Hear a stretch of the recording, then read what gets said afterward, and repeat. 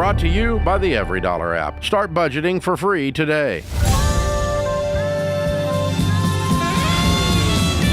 Live from Nashville, Tennessee, this is the Ramsey Show. I'm John Delony, joined by Jade Warshaw, and we are talking about your relationships, your money, your retirement, building wealth, the work that you do that you may or may not love. We're talking about everything. If you want to be on this show, give us a buzz at 888-825-5225. It's 888-825-5225. Let's go out to the home of Alice in Chains in the Great Soundgarden, Seattle, Washington, and talk to Mike. What's up, Mike? How you doing, guys? We're good. What's happened with you?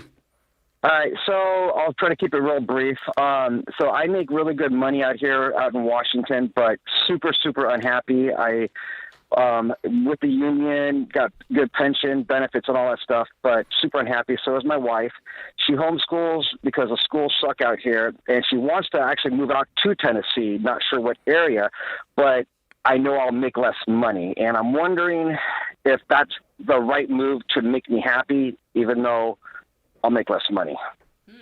How much is your happiness worth? You tell me. What's the dollar amount? Well, I currently make about $42 an hour out here, and so with all the overtime and double time, it's really good money. But I'm stuck in 2 hours of traffic every single day, only driving 38 miles to home. And the politics suck. The schools suck. There's nothing to do out here. So, dude, go back to my original question. You give me a dollar amount, dude. Because let's be honest, for $1 million, objectively, there's not a lot I won't do. But for $20, there's a lot I won't do, right? So you tell me, what's your number? Well, if I could make $30 an hour out there, I'd be happy because I know the cost of living is cheaper out there. Well, that you're probably wrong on, but listen. Pack up. I don't know. I've never been out there yet, so. Well, okay. Go ahead. No, you go, John. Bro, get on a plane and come over here. Well, actually, we are in February or March. It's too long. It's too long. Because here's why. You've already broken up with your girlfriend that is where you live? No. Me and my wife are No. I know. I'm making a metaphor, okay? Oh. Pretend you're dating where you live. You've already broken up with her. She just doesn't know it yet. You hate there. And there is no price to pay for a husband and a father who hates his life. Because his kids absorb that, his spouse absorbs that, and there's not a dollar amount for that. Leave. Yeah. The question is twofold. Number one, get on a plane, get on a Southwest flight, you and your wife, and come spend a weekend in Tennessee. It will confirm what you're thinking. It's amazing here. And do some research on the interwebs on how much all of this costs and what look for jobs. You're just sitting at home stewing. Work on the things you can actually control, and be aware, because the day you land here and you sign on the dotted line and you buy a home and you start your new job, you're going to walk by your rearview mirror and realize that you came with you. And so if you're a person who's just kind of miserable and kind of hates everything, you're going to be kind of miserable and hate everything here. If you're actually a guy who's oriented towards positivity, you love your family, you love your kids, and you have some values that you want to be surrounded by, and you're just in a sick system, then you're going to be unleashed out here. Yeah, and that's what I want, because I'm truly not happy out here, but I do love the money. How'd you end up in Seattle? Where were you before Seattle, and how'd you end up there? I was in Arizona, and my daughter from my ex was out here, and so we moved out here because I could make better money, and I just been stuck here because of the money. But God, dude, hey, did you grow up with not very much? Yeah, kind of. Tell me about how'd you grow up? I grew up in a crappy family. I had to start. So I joined the military right after I graduated high school, and just been working job to job, making low end money. And now that I'm making really good money, it's really hard for me to just let go of that. It's hard because you attach your worth to a dollar amount. Because since you were a little kid, that's been your ticket out. And what you've got in the meantime is a family who loves you. And you haven't internalized that that's worth way more than $1 per hour amount. Very true. But also have to pay, but I still got bills. I mean, granted, we could sell our house, and granted, we are coming out there in February or March. That's too long. Don't make your kids. We don't have the money to do it though right now. Bro, don't make your money kids doesn't have matter. an angry, frustrated dad for 6 more months. I mean, it's summertime. I provide, they're able to do certain things during the summer and keep them busy. But, so what I'm doing is that I'm cashing out my vacation. So I'm not going to take vacation at all this year. I'm cashing it all out, using that money to provide for the flight and the hotel. Okay, Mike, why did you call us? You already know what you're going to do. Why'd you call us? I just want to know if is it the right thing to do financially, or am I putting a mental block in it to stay here to provide or go out there to be? I think your arms are wrapped around the dollar per hour amount you make like it's a Snuggie, like it's a pacifier and a blanket. And that's what my wife says. That's the only thing that you look in the mirror and say, I have value and worth. And you have a wife and kids looking at you saying, we love you. And you're like, yeah, y'all shut up. I make $42 an hour. And until you cross that great divide, bro, I don't even know how much debt you have. I don't know we'll get to that. But none of that matters because you don't think you're worth a damn other than that dollar amount. And I can't convince you of that on a 10-minute phone call. Oh, I know. I agree. But that's your cancer right now. And until you detach from that, you're going to live in a house where you hate driving to work. You hate the job you do. You hate driving home from work. You hate where your wife and kids live. But God bless us, we make $42 an hour.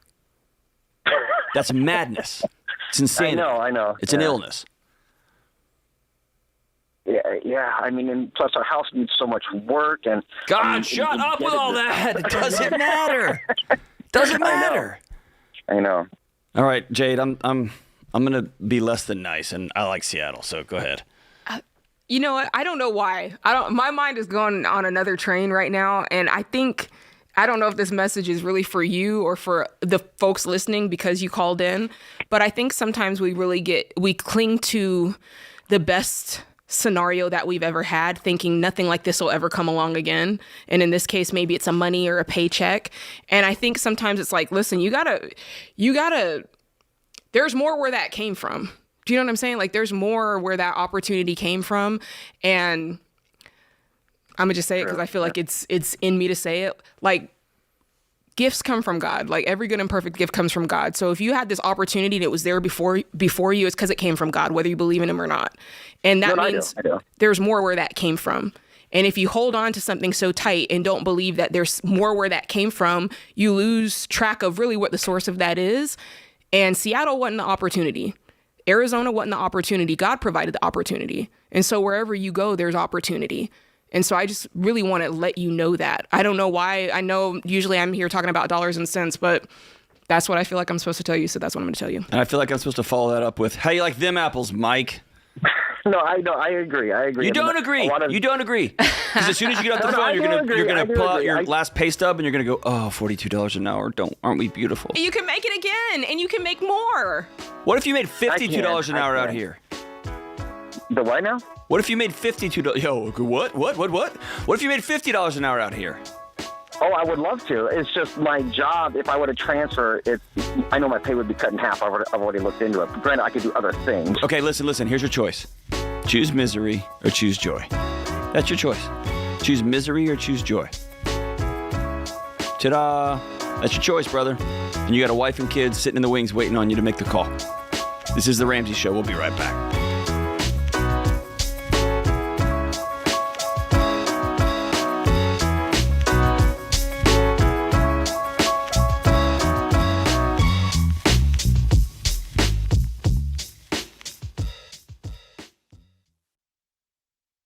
Hey guys, it's Rachel Cruz here to tell you about a faith-based alternative to health insurance that can make healthcare more affordable. Christian Healthcare Ministries. CHM allows members to share each other's healthcare costs, and it's as easy as 1, 2, 3. Step 1, choose the healthcare provider you want. Step 2, submit your eligible bills. And Step 3, get reimbursed. CHM members take care of your eligible medical bills. With no networks and the freedom to choose your healthcare provider, CHM is the best option for Christians who want to take care of their families and help other believers. Find out more at chministries.org/budget.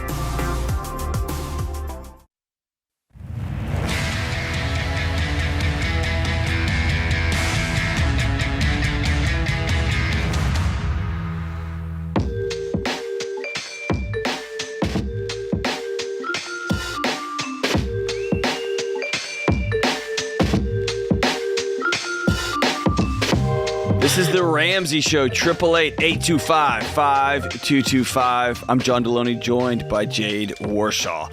The best way to make the most of your money is by creating and sticking to a monthly budget. I hate budgets. Well, listen, they'll save your life. Every dollar makes it simple to plan spending, track expenses, and save for what matters most to you. All in an easy-to-use app that fits inside your busy lifestyle. Keep a pulse on your spending and make progress on your money goals with Every Dollar. Download Every Dollar for free in the App Store or Google Play today. It's free. Why would you not try it out? It's free. Every Dollar app in the App Store. Every Dollar, the app in the App Store or Google Play today. All right, let's roll out to Lexington, Kentucky, and talk to sweet Caroline. What's up, Caroline? Hi, close, Carolyn. Oh, my bad. So close. Not sweet, Carolyn. Not sweet. What's up? We had a very bad situation last year. We had just moved to Kentucky. My husband and I were out walking on our property with our little 8-pound Papillon. Our dog was attacked like 9 feet away from us by the Belgian Malinois next door. We had to deal with... Wait, hold on. Is it the Belgian Russian what? Malinois. Malinois. What is that? I like only a big know dog? Belgian waffles. Yeah, what is that? It's a police dog that the neighbor next door had. Oh, wow. Okay, so And it's a big, somehow giant got- dog.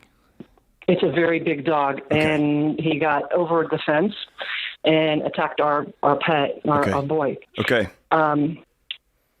4 days later, he died. But it was $9,000 in veterinarian bills. Yeah, it's awful. In fact, there are no words to describe it. The neighbor paid all but $1,500 because we felt sorry for him. So he paid all but $1,500 of the vet bill, which was good. But that was, as you can see, it was extremely expensive, as well as being the worst thing that ever happened. Now, my husband is saying that we need pet insurance in case, God forbid something like that happened again. The neighbor got rid of the dog, by the way.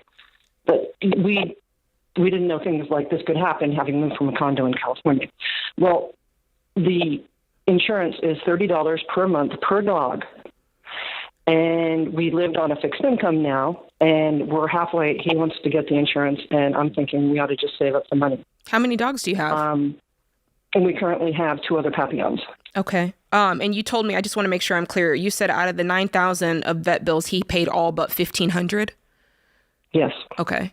Hey, I hate that you lost your pet. That really does. That sucks. I can't imagine coming home and knowing that something like that happened to my dog. So for the money side of it, here's what my brain thinks of. This is something that happened. It was a random occasion. You went your whole life probably with pets and nothing like this ever happened. So I wouldn't let this one terrible thing happening inform how you do things going forward, thinking this could happen again. And then, so I would not do the insurance, but I would say, okay, what would happen if I just put $30 aside per pet each month and I always had an emergency fund for my pets? What would that look like? That would be about $700 that we would have to save per year. Yeah. Now, that's a great amount of savings, but we are living on a fixed income where even that, whether I spend it on saving it or pet insurance. Well, what's the it's still difference? Money out of our... The fixed, I guess what I'm saying is the fixed income part doesn't matter. You're either saving the $30 or you're not. Or the deeper question is, you can't afford this. I mean, even if we said, go get pet insurance, y'all can't afford it. Yeah, that's what I'm thinking, but he's thinking anything to avoid, to be prepared, actually, to be prepared for something happening like that. Do you guys have any money saved?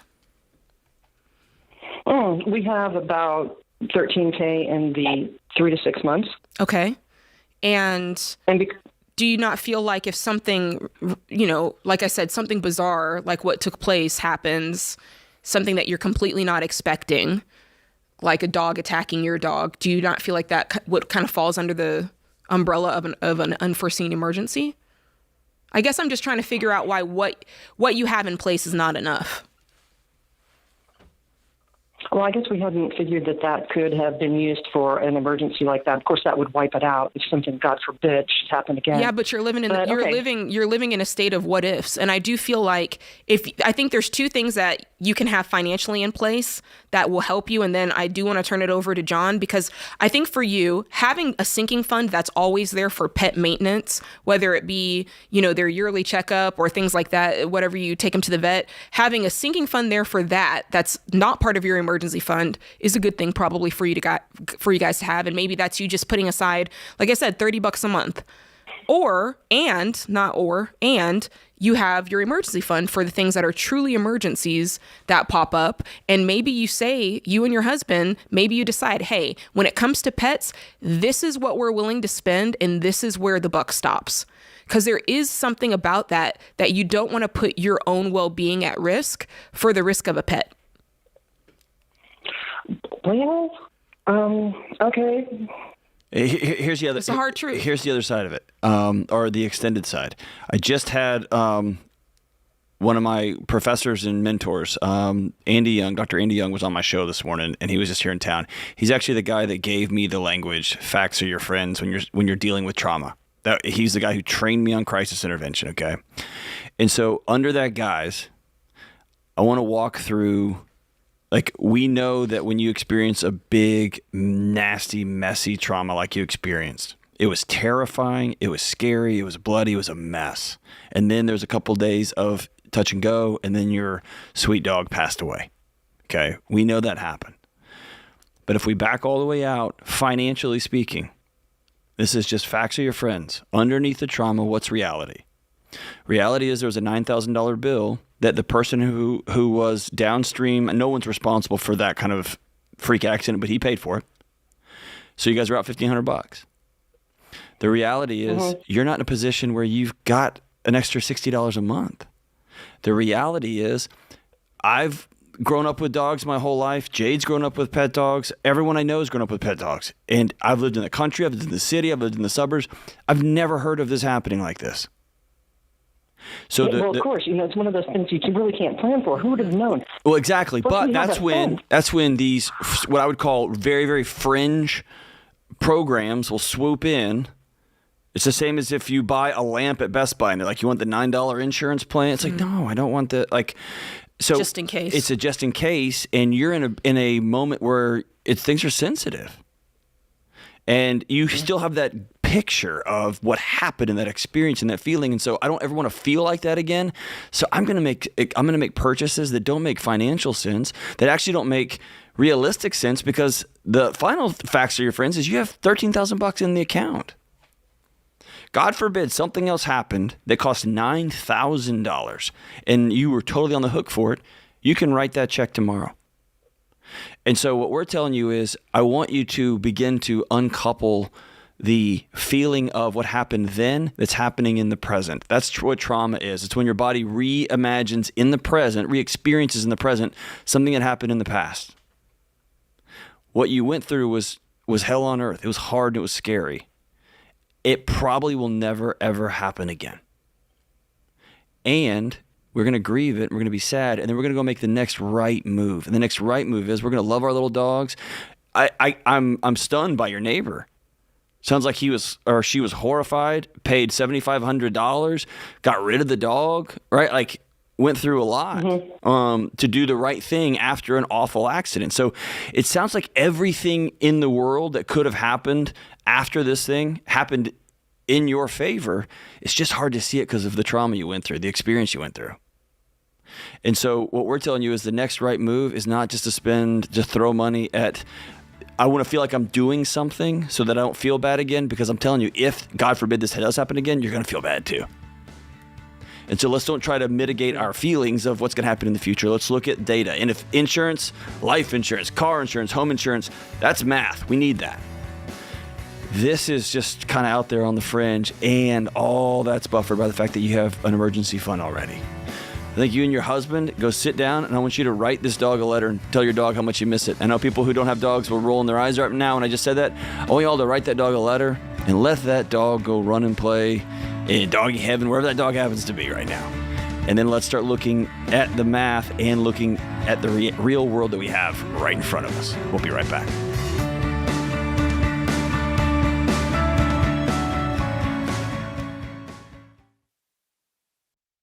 Your home is probably the biggest purchase you'll ever make. And with the real estate market like it is now, you'll need a mortgage company you can trust. That's Churchill Mortgage. You guys, buying a home is not a button push. It's a process. It takes building a relationship with an expert who will dig into the details and give you peace of mind without busting your budget. Churchill is one of the highest rated lenders in the country. And they're Ramsey trusted because they do what's right for you. Go to churchillmortgage.com to get started.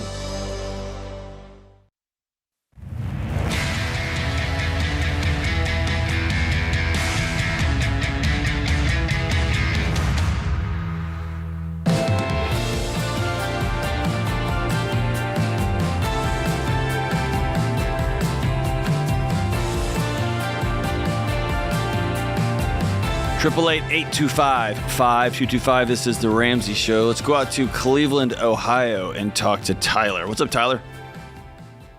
Good afternoon. How are you today? Outstanding, brother. What's up?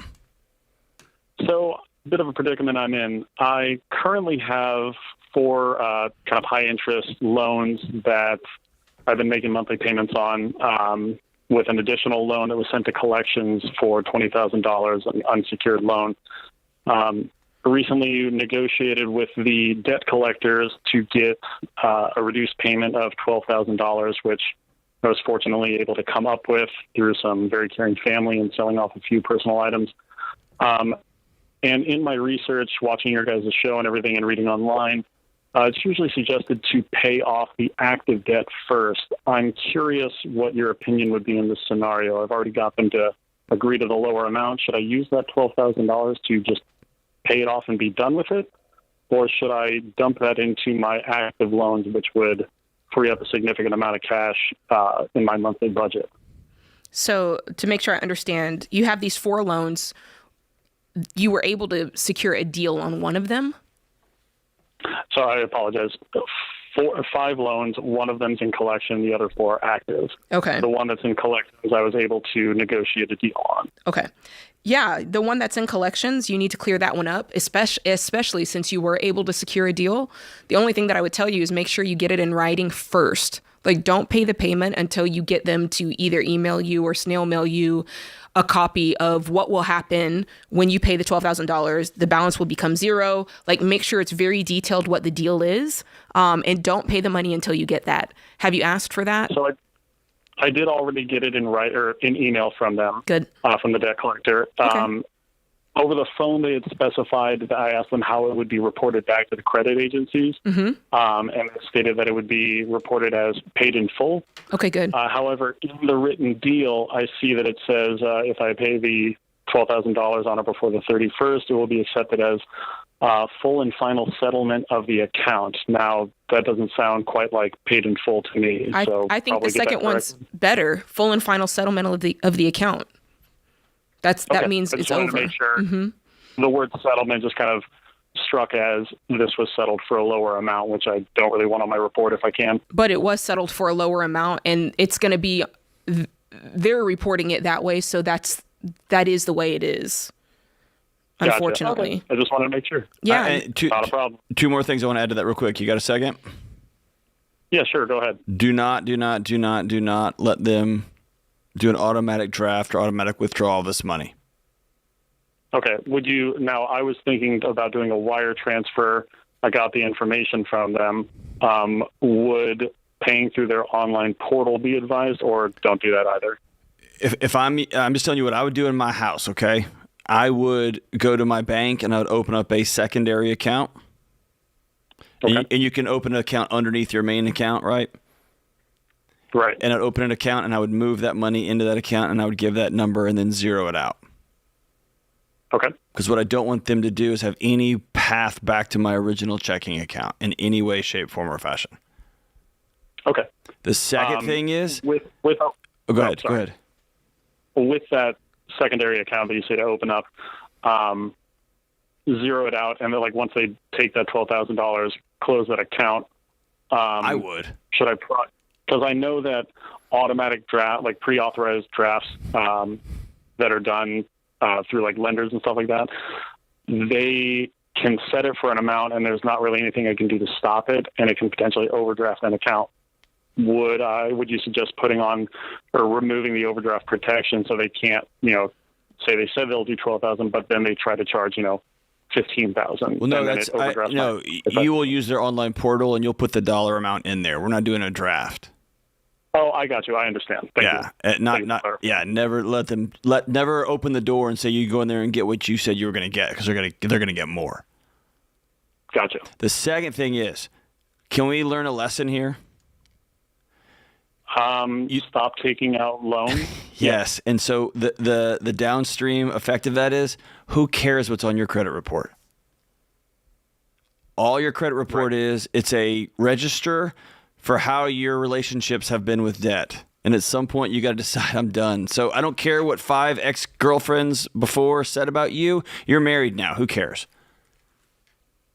Gotcha. Understood. So I don't care what somebody's putting on my credit report. We're done dancing with debt. And so I'm going to get these other 4 things paid off ASAP, and then I'm going to be finished borrowing money. So put whatever you want on there. Awesome, man. Thank you guys so much. I appreciate the advice. All right, brother. Appreciate your call, man. Let's go out to Toledo, Ohio. Holy Toledo, and talk to Carly. Hey, Carly, what's up? Hey, how are you? Could not be better. What's up? Oh, so I was looking into investment streams because I was wanting to retire like when I was like 50 or like younger than 59, like the normal retirement rate. And so I was reaching out to like financial advisors, and I came across one person, and they said to get an index universal life insurance where I can pull against like when I'm 50, and it like almost seems too good to be true. How old are you? I'm 21. Okay. I really love the fact that at 21, you're thinking about ways to build wealth and thinking about just, thinking about when you're 50. When I was 21, I was not thinking about the day when I was 21. I could care less. that I would turn 50. So I applaud you on that. I think that shows that you're just a mature person and you want to do what's right with your money, which is great. I think also what you're learning here is that you have instincts. And when your instincts tell you that something's not right or too good to be true, that's generally the case. And so I would agree with the way you feel. Yeah, this is too good to be true.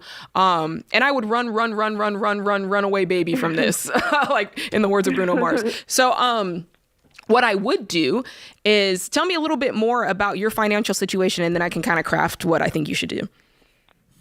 So I have a 401k and a Roth IRA that my old job used to pay into, and now I'm just depositing into it now, like about $100 a month. It's about like up to like $10,000 combined. Okay. And then my current job gave me a pension that I pay 10%, they pay 14%, and I could touch that when I'm 55.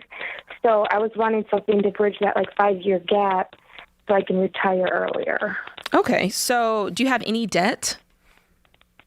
I own a house, so that's like the only debt I have. Okay. Who are you? A 21-year-old with all these retirement accounts who owns their own house, who doesn't owe any extra money? You're amazing. I love Dave Ramsey. I've been listening to him forever. So what percentage of your income total are you investing at this point? Probably less than, like 15%. About 15%. Okay. And I also want to know, do you have any other non-retirement savings? Like, do you have 3 to 6 months of expenses liquid? Yeah, I have an emergency fund and like a high yield savings account that I can pull. Gosh. Listen, very good. Very good. I want to know who your parents are. This is excellent. Okay, very good. So here's what I would tell you. I like what your goal is. I like that you're thinking about the fact that you need a bridge into retirement. Again, you're on the right path. The only thing is, at this point, since you are investing 15% already, my next focus for you would be to get your house paid off. Like, let's walk the baby steps in order. And then once you do that, obviously you're building equity there, which I don't know what your plans are. I mean, you're 21. At some point, you're probably going to sell that house. You'll meet somebody that you love, and, but that would be my next move, is to start paying that debt down. And then when you're done with that, you can go to the moon. Like, you can invest as much as you want. I'd probably finish up, if you're not already maxing those 401ks and those Roth IRAs and those pensions, I'd max that. Then if you can move into something just like a brokerage account, like you said, for a great bridge, just a normal brokerage account, you can invest 4 ways: growth and income, aggressive growth, and international. You can do that in mutual funds. And that's what I would do if I were in your shoes. Okay. So Dave Ramsey says get a life insurance policy. That's not like the full life insurance policy. You that need he's term. talking about? Term life is what you need, and it's for people who depend on your income. That's the purpose of having life insurance. It's to replace income for people who depend on it. And you can find that at Xander Insurance, by the way. There we go. This is The Ramsey Show. We'll be right back.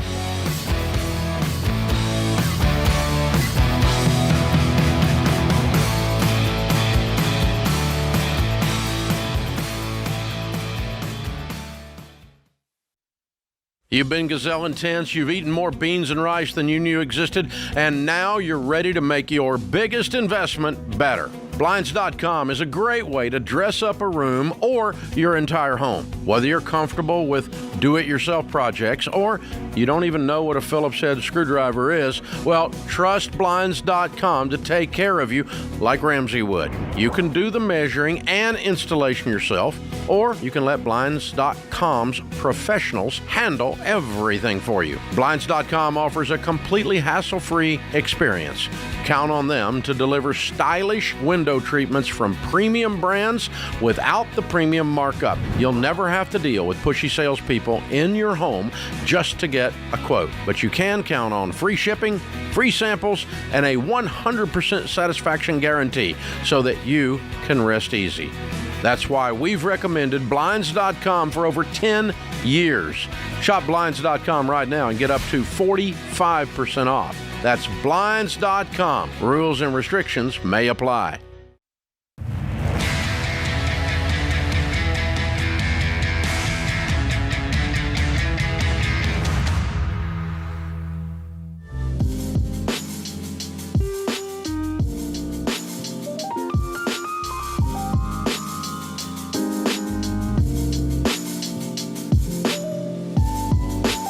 Welcome back to The Ramsey Show. Today's question from Madison in Washington. It's the Ramsey Show question of the day.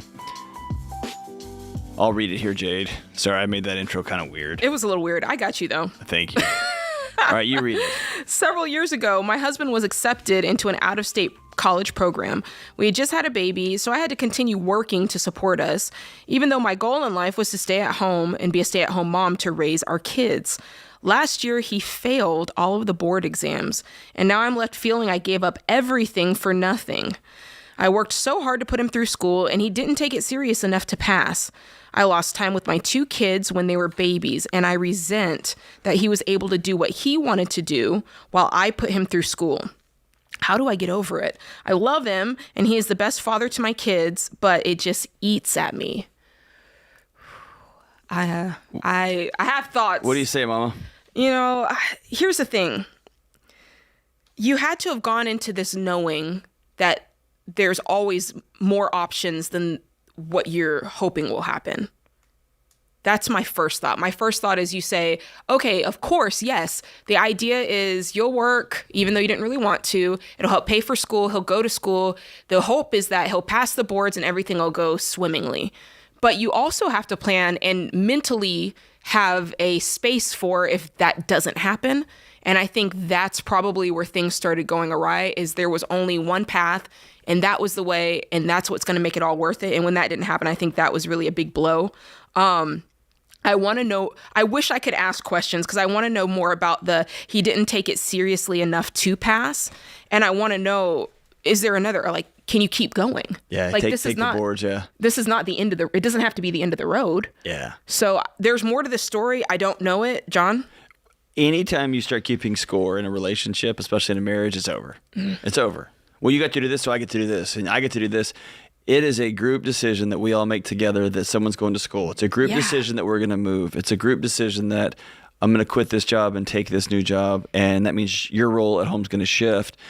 And when it doesn't go your way or when it doesn't work out like we planned, then we have to be adults and plan for the next thing. We can't go back and be like, well, you said you can't live like that. Yeah. It's a choice to be miserable in the present. Can I bring something else up? Yeah. I might be wrong, and tell me, because this is your area. She said yes. Maybe she should have said no. Yeah. Said, you haven't proven that you're, you've never been a good student. I've known you forever. You don't like school. You don't. And I've had some wild hair adventures that my wife has said, my vote is not a good idea. Yeah. Right? Yeah. And we don't say like, no, you can't. That's not how we talk to each other. But I trust her wisdom, and I pouted about it for a few days, and then I look up and she was right. So I kind of wonder then, this is just me, because I when you guys call in or write in, I'm filtering things through real time. What if this happened in my life? I think part of the resentment could be, and I'm throwing a long shot here just based on Jade. It might be me really feeling like I'm mad at myself because I know I should have said no, but I said yes. And it's hard. It's easier for me to be resentful of him than to be mad at my own self. That's me. All day. And it's easier to blame somebody for the choice that I made, or I didn't speak up, or maybe this isn't a safe relationship and she felt like she couldn't speak up. That's also true. But here we are 2 years later, 3 years later, however many years later, he failed the boards. My first question is, can you go back and take him again? Can you go back and take it? Him? Second is, we all agreed on this. Yeah. We agreed. Yeah. And you don't just not take it seriously at the very end. You don't take it seriously throughout, right? So Yeah, there were that's some a pattern. conversations that weren't said and weren't had. And I think you might be into something. I will say this till I'm blue in the face. In marriage, especially, secrets will destroy your marriage. And if you keep them, they'll destroy you. Yeah. And so if something is quote unquote eating at you, you have to have the courage to put it on the table. And I want you to put it on the table, Madison, with I language. Anytime you start a conversation, a hard conversation with the person you're married to, and you start with a finger pointing and you say, you didn't take this seriously, you cost me 2 years of my life with my babies or whatever, he's going to wall up because he has to go to war. Now he's being attacked. Yeah. If you sit down and say, I'm struggling with regret and we're struggling with resentment. I didn't speak up, and now here we are 2 years later. We are in the hole. We left our families, we left our friends. I missed time with the babies, and I'm not doing good. This whole thing's eating at me. That's an invitation. Yeah. And that's the way you got to have that conversation. But if you just sit there and let it eat at you for things that happened in the past, you are affirmatively choosing to burn your current relationship to the ground. So is this a point, John, where, I hear you say all the time, guilt over resentment? Like, should she have felt guilty for saying, no, I don't want to do that. Yes, I don't want to all day. sacrifice this time with the kids. And I'd rather feel guilty for, quote, air quotes, not letting you do your dream than me be resentful of missing that time and it not happening. Speak up. Everybody's got to speak up. There's just, I could go on this letter, I could go on about all day because there's a lot going on here. The fact that what glaringly is obvious to me that I put him through school, that hurt me. Yeah, I was like, yikes. Because he's probably thinking, I missed out on X, Y, and Z because I was in classes in school. I missed out on time with my kids because I was in school day and night. Right? And by the way, for almost all of these type of situations, the question, how do I get over it, starts with, I'm going to choose to move on. And she won't make that choice to move on. Can I highlight something else? Yeah, she feels powerful right now. He failed. She feels powerful, and it's good. It feels good just to sit in it. I want to highlight something else, and the comments might badger me for this. It's okay. So whenever somebody says, this is wrong, this is wrong, this is wrong, this is wrong, this is wrong, but he's such a great father to my kids. Yeah, shut up. Shut up. It makes me, there's something there that I'm like, it just, for me, it's a little bit of a flag as to, yeah, but you're not saying anything that he is to you. Yeah. Does that make sense? Absolutely. Yeah. I'm just throwing that out there. Yeah. Seek counsel. Seek counsel. Let's go out to Fort Lauderdale and talk to Eddie. What's up, Eddie? Hi, good afternoon, guys. Thank you for calling, taking my call. You got it, man. What's up? So I done the Ramsey-ish. I'm planning to retire in December. And my next egg is really good. I have $50,000 worth of credit card. I'm planning to pay off at least $20,000 of it, and a balance of $30,000. I have 1.1 in my nest egg. Do you think it's wise just to take out that $30,000 from my 401k, pay it off, and get rid of it, and that's it? That's my only bet. My house is paid off. It's worth close to $800. Has no more debt, no nothing, Good. And that's it. Hey, good job. You know. How old are you? Yeah, I'm 60 right now. Okay, very good. I love that you've been diligent. You've paid off the house. You've got 1.1 million. Tell me a little bit more. Where'd this credit card debt come from? And are you done with credit cards? I'm done with credit cards. Are you? Yeah, well, doesn't sound like it. Well, I'm a very generous guy. So when I go out with my kids and all that stuff, I got it, guys. Don't worry. I'm good. So I'm that guy. So lately, my wife has stopped me and said, no, you don't need to be that nice. Okay? Well, you're about to be on a fixed income. You're about to be on a very fixed income here. Yeah. So I want to make sure that you understand that part of it. Yeah, no, I know we have done the numbers, me and my wife, and this is only my side. She has no debt whatsoever. I know what you guys teach is that is your debt, is our debt. But I wanted to fight this because she's really good and I'm really horrible. So I'm like, no, honey, I got this. I have to do Eddie, this. that ego's going to drown you, brother. That is 100% male ego. Let it ride. I know. Well, let it ride, homie. That is going to bury you, Eddie. Okay. Okay, if I told you could go down to the bank and take out a loan at 30%, would you do that? Oh, hell no. Okay, that's what borrowing from your 401 is. Hey, before you make this decision, I want you to sit down and work with one of our Ramsey trusted advisors on this because you don't want to make this decision alone. I truly don't trust that you're ready to make this decision alone. You need somebody to look at the numbers. We'll put the information in the show notes for you to make sure you're talking with somebody who can tell you if you're truly ready to retire, considering your numbers and your wife's numbers. Thank you so much for listening to us. This hour is in the books. We'll be back soon, right here on The Ramsey Show.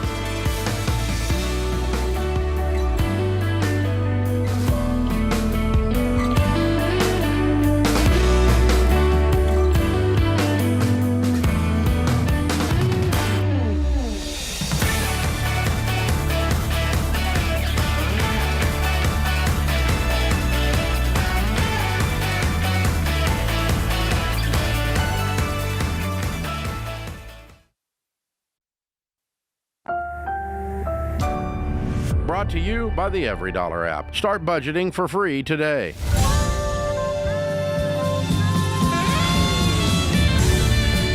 Live from Nashville, Tennessee, this is The Ramsey Show, where we talk about your money, we talk about building wealth, we talk about your mental and emotional health, the work you do, all of it.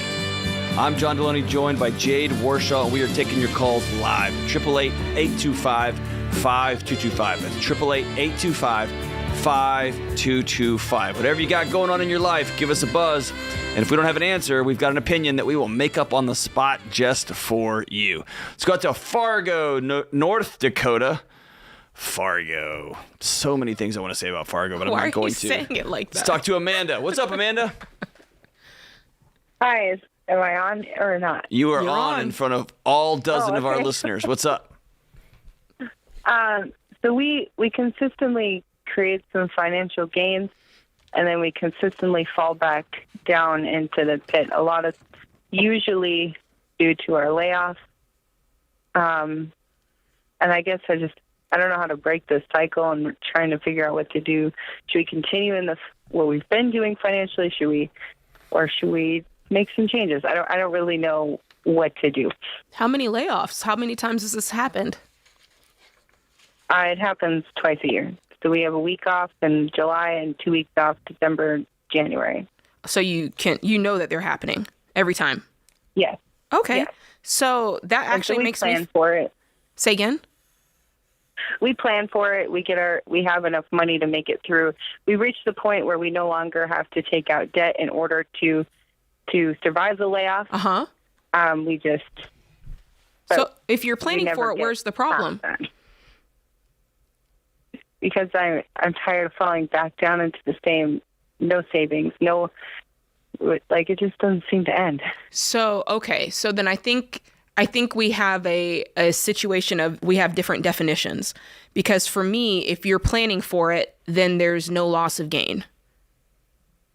But you're saying that every time it's taking you down to zero. So whatever progress you made, there is no progress. And I'm saying... Yeah, I suppose. So is that right? Because I'm thinking, okay, if I know there's going to be a layoff in July, how long is the layoff in July again? It's a week. 1 week. Okay.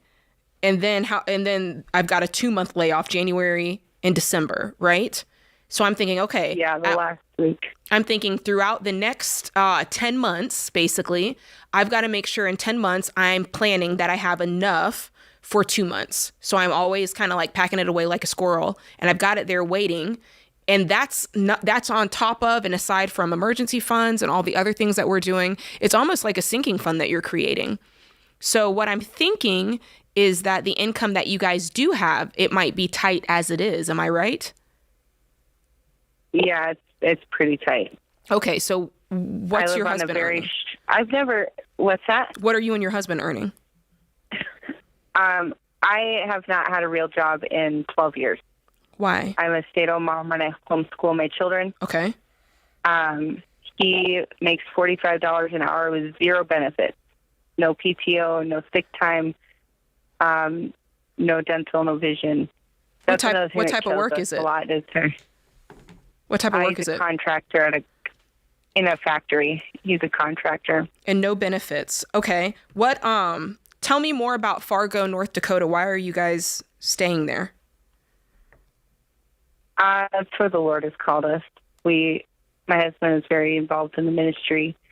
We're in the process of starting a church, and we're very involved in our home life, and okay. And I don't know, that's why we're there. So you think the Lord called you to a situation where you're terrified of your ability to feed your family every month?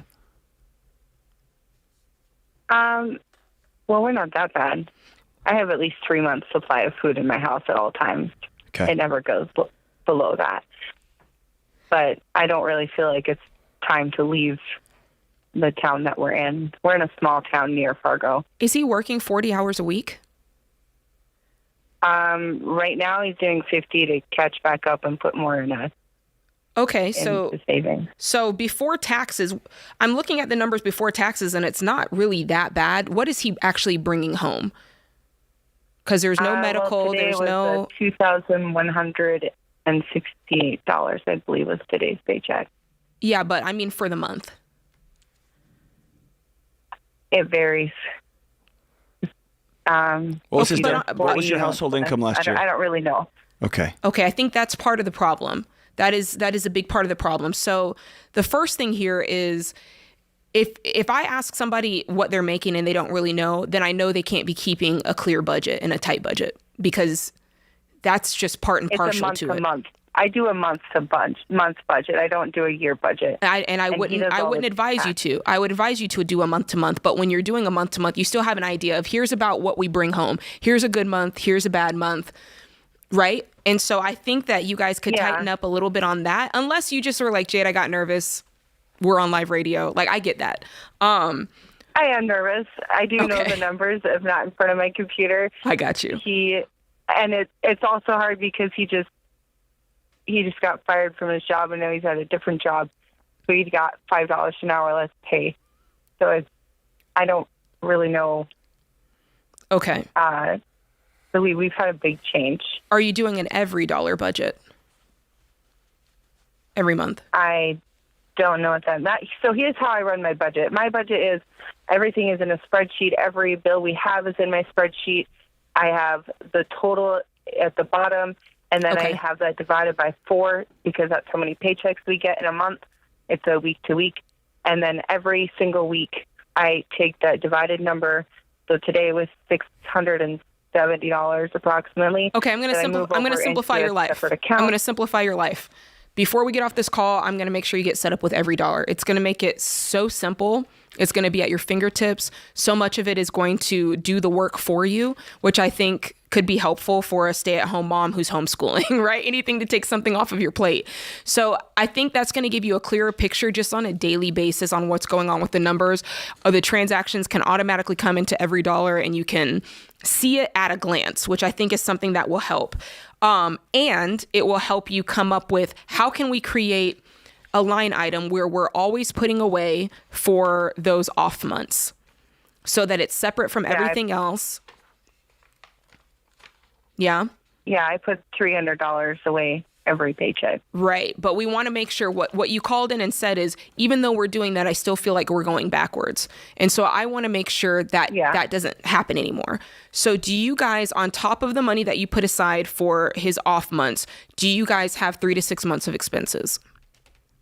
No. Okay. That's not even close. That's the goal. That's what we want to get to, because if you have 3 to 6 months of expenses, if you have another fund set aside for when he's laid off, then you're not going to feel that way. And by the way, if you haven't started paying off debt, that's probably going to be a step in this process too. So hang on the line. We're going to get you set up with Financial Peace University, because I have a feeling that you're doing a lot of the right things, but they may be out of order, and there may be a way that we can really optimize this for you and really help you get to a point to where you feel like you're only going forward and you're never going backwards. This is The Ramsey Show.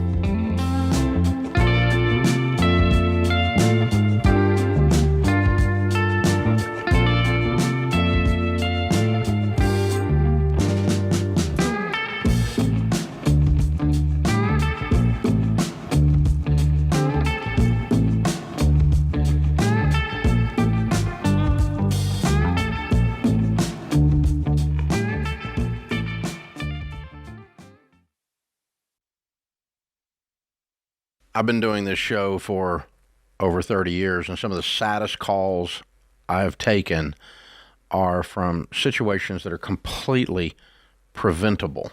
Yeah, and what's so hard is I feel like one of those, especially the ones that I'm like, oh, it's terrible, are people that call in and their spouse has passed away suddenly and they don't have life insurance. We actually took a question of a lady, and she had 3 kids, pregnant, and husband didn't have life insurance. And I'm like, I can't even imagine. Or even if it was opposite, right? If a mom passed away, there's a dad with kids and trying to figure out, how am I going to afford childcare? How do I outsource some stuff that maybe she was doing? And it just takes the grief and the sadness of something like a sudden death to a whole new level. Like when you have to think through, how am I going to pay my bills? How am I going to eat next week? Yeah, in the middle of all that grief. Like it's terrible. And so life insurance is the one thing, especially as a mom with 3 little kids, that I'm like so big on for people to get, because it's inexpensive. Xander is the place that Winston and I actually get all of our life insurance, and we keep re-upping it because I'm like, I just want it there. Like there's something about that safety of knowing that you have money if something suddenly happens. And it doesn't cost much, because Xander shops among a gazillion different companies. It doesn't cost much. You just have to admit that someday you're not going to be here. You got to say it out loud, and you got to say, I'm going to say I love you to my family by taking care of them and taking the time to put this stuff in place. It costs us stinking pizza. There really is. So that is one thing to do, to say I love you to your family. So we've used Xander for all of our family's needs for insurance for many years, including, of course, term life insurance. To get a free quote, go to 800-356-4282. That's 800-356-4282, or go to Xander.com.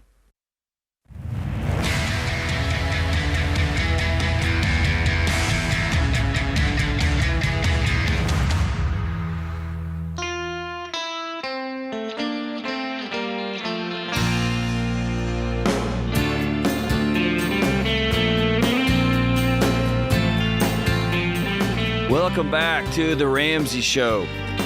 Real quick, just stop what you're doing, not because I'm about to ruin, but because it takes 2 seconds to subscribe, like, hit the thumbs up button, leave a 5-star review, whatever you got to do.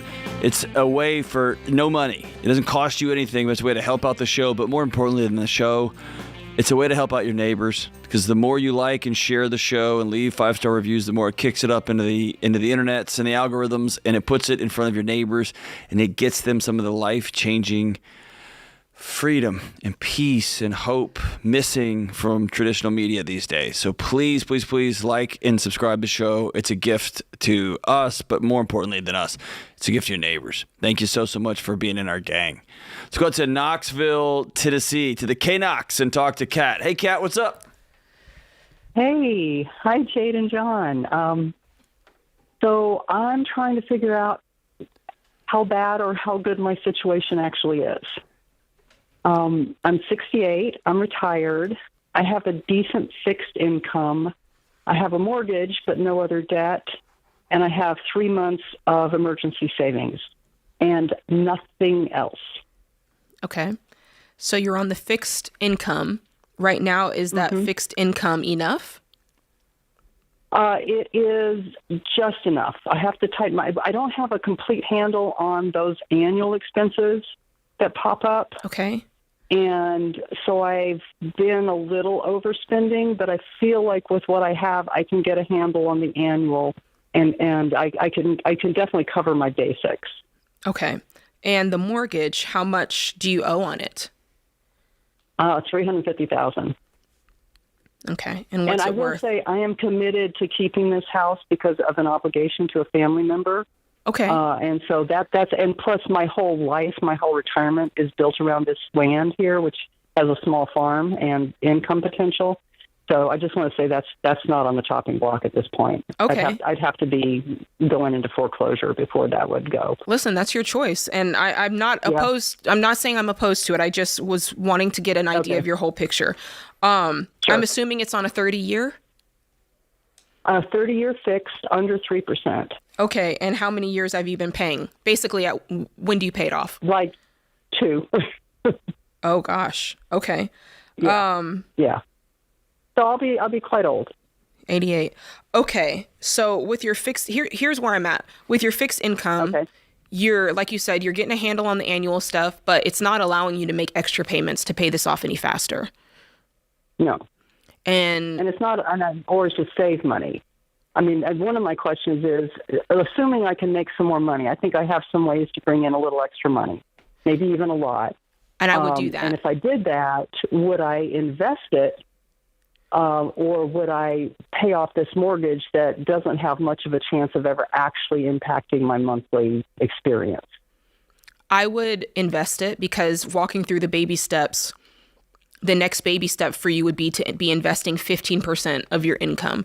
And in this case, probably anything that you get above and beyond, right, would go towards that. So for that reason, I would. And the truth is, I mean, like you said, most of us plan on living, right? And so if you plan on living, then you're going to look up 20 years and that money will have grown and it will be money that you can have and pull from. So I would do that. I mean, I think for you, because you said the house is not on the table, then that's really your only option. Is to say, I'm going to live a life that's on this fixed income, and I'm going to, the only other thing I might do, and I would do, is get your emergency fund up to 6 months of expenses. Okay. I would do that, and then past that, I would just start investing 15%. Or whatever above and beyond, whatever your side hustle brings you. Okay.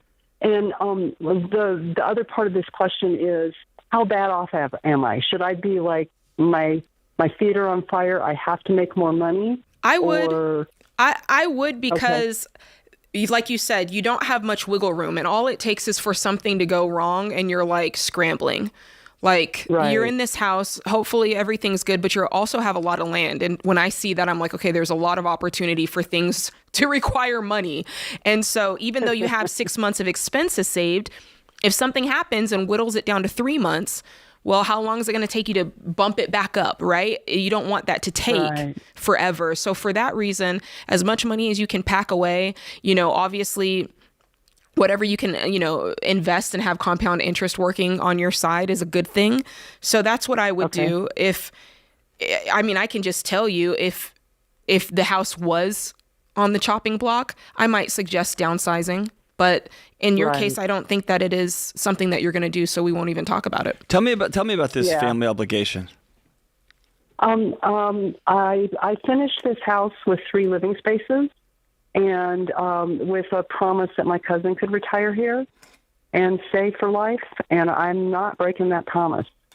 And she's here, and we both want to be here for life, so it's I all the activity and the way I plan to live my retirement is tied up in this land. Is she contributing in any way? She has, but it's not a monthly cash.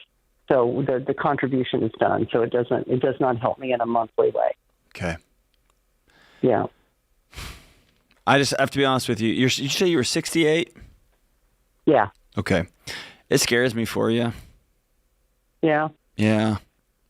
And it scares me for you simply because you're entering into a space where you don't have the flexibility financially to have the lack of flexibility in all areas of what you want to be true. Right. And so it's I've got some acreage out here outside of Nashville, and I feel like every month something comes up I got to pay for that I didn't expect. Right. And there's something with the well or something with the power or something with something, right? And man, you get into thinking it's going to be a farm producing and we're going to grow grass and we're going to have people. It is a thing after a thing after a thing after a thing after a thing. And in a million years, I wouldn't have expected that. But beyond that, here's the part that makes me the most nervous. And we talk about financial peace and we talk about like, I want to be a millionaire and all that. For me personally, that's never really spoken to me. Here's what's spoken to me. I think it was 2 years ago now, one of my cousins who I loved, he suddenly passed away. Mm-hmm. You know what? I'll give you a more realistic example. Today, one of my closest friends in the world's mom passed away after a bout with Alzheimer's. Mm-hmm. Mm-hmm. And he said, here's the date of the funeral. I'd love if you could be here. And I checked on nothing. I said, I won't miss this. And it's because I have an emergency fund, and it's because we have built these things up over time that I don't even have to check. I know I've got the money to go be with my friend and his family during this time of pain. And so my concern for you is you've locked yourself into this thing. I will never change this no matter what. Come hell or high water. I made a promise, even one that I didn't even know I could financially keep, but I made it. And so I'm going to live a life on a fixed income. And that just makes me nervous for you because life doesn't work like that, generally speaking. If it did, we wouldn't have this show, right? Right. Yeah. And I mean, and there are definitely situations that could lead to changing that. And then, maybe in 20 years, we'll both be ready for something different. Maybe. Yeah. But to back up what Jade said about the investment, if I were you and you still have the ability, I would be out there hustling work tomorrow. I think you have to. I go get one job, two job, and I would dump that into investments. It'll double every 7 years. And so think 21 years from now, they will have doubled and then doubled and then doubled again, whatever amount you put in there. Yeah, you have to think of this as you've made two choices. If you've made the choice to keep the house, then you've also made the choice that you're going to continue working. And I think as long as you view it like that, you'll be okay. And to answer your question, if you're on fire, I would say, Scoville meter, you're probably pretty far up there. It's pretty hot. You're pretty hot. It's pretty hot, but you got to work. As long as you work, you can keep the temperature down. As long as you work and you put that money away. This is The Ramsey Show.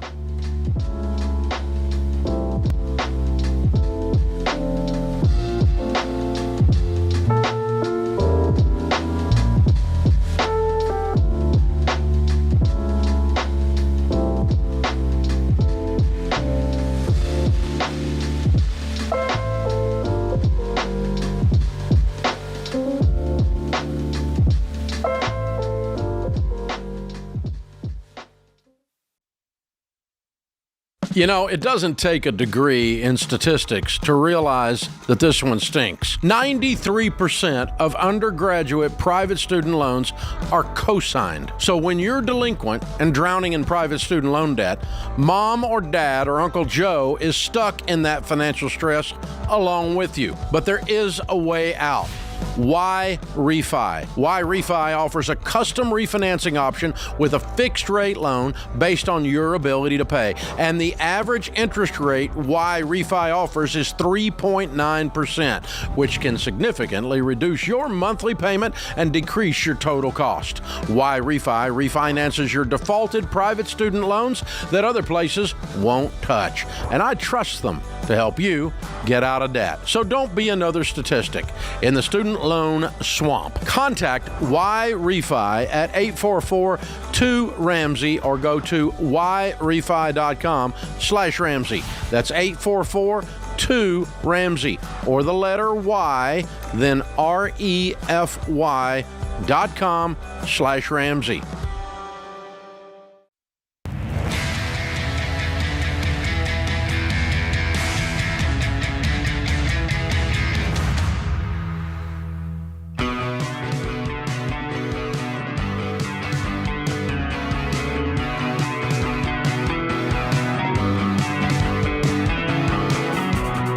Triple 825-5225. This is the Ramsey Show. I'm John Delony, joined by Jade Warshaw. All right, so this is Delony vulnerability time. Over the last few years, I've been sitting by Dave, I've been sitting by Jade, I've been sitting by George, never with Rachel, but with all my fellow personalities, and they will say something about money because I don't know much about it. They'll say some kind of, retirement vehicle, or they'll say like 50 whatever, and I will be thinking in my head, I don't know what that is, and I'm on the radio in front of millions of people. And so off air, I'll ask them like, hey, what was that? And then sometimes I just ask them on air, like, hey, real quick, stop.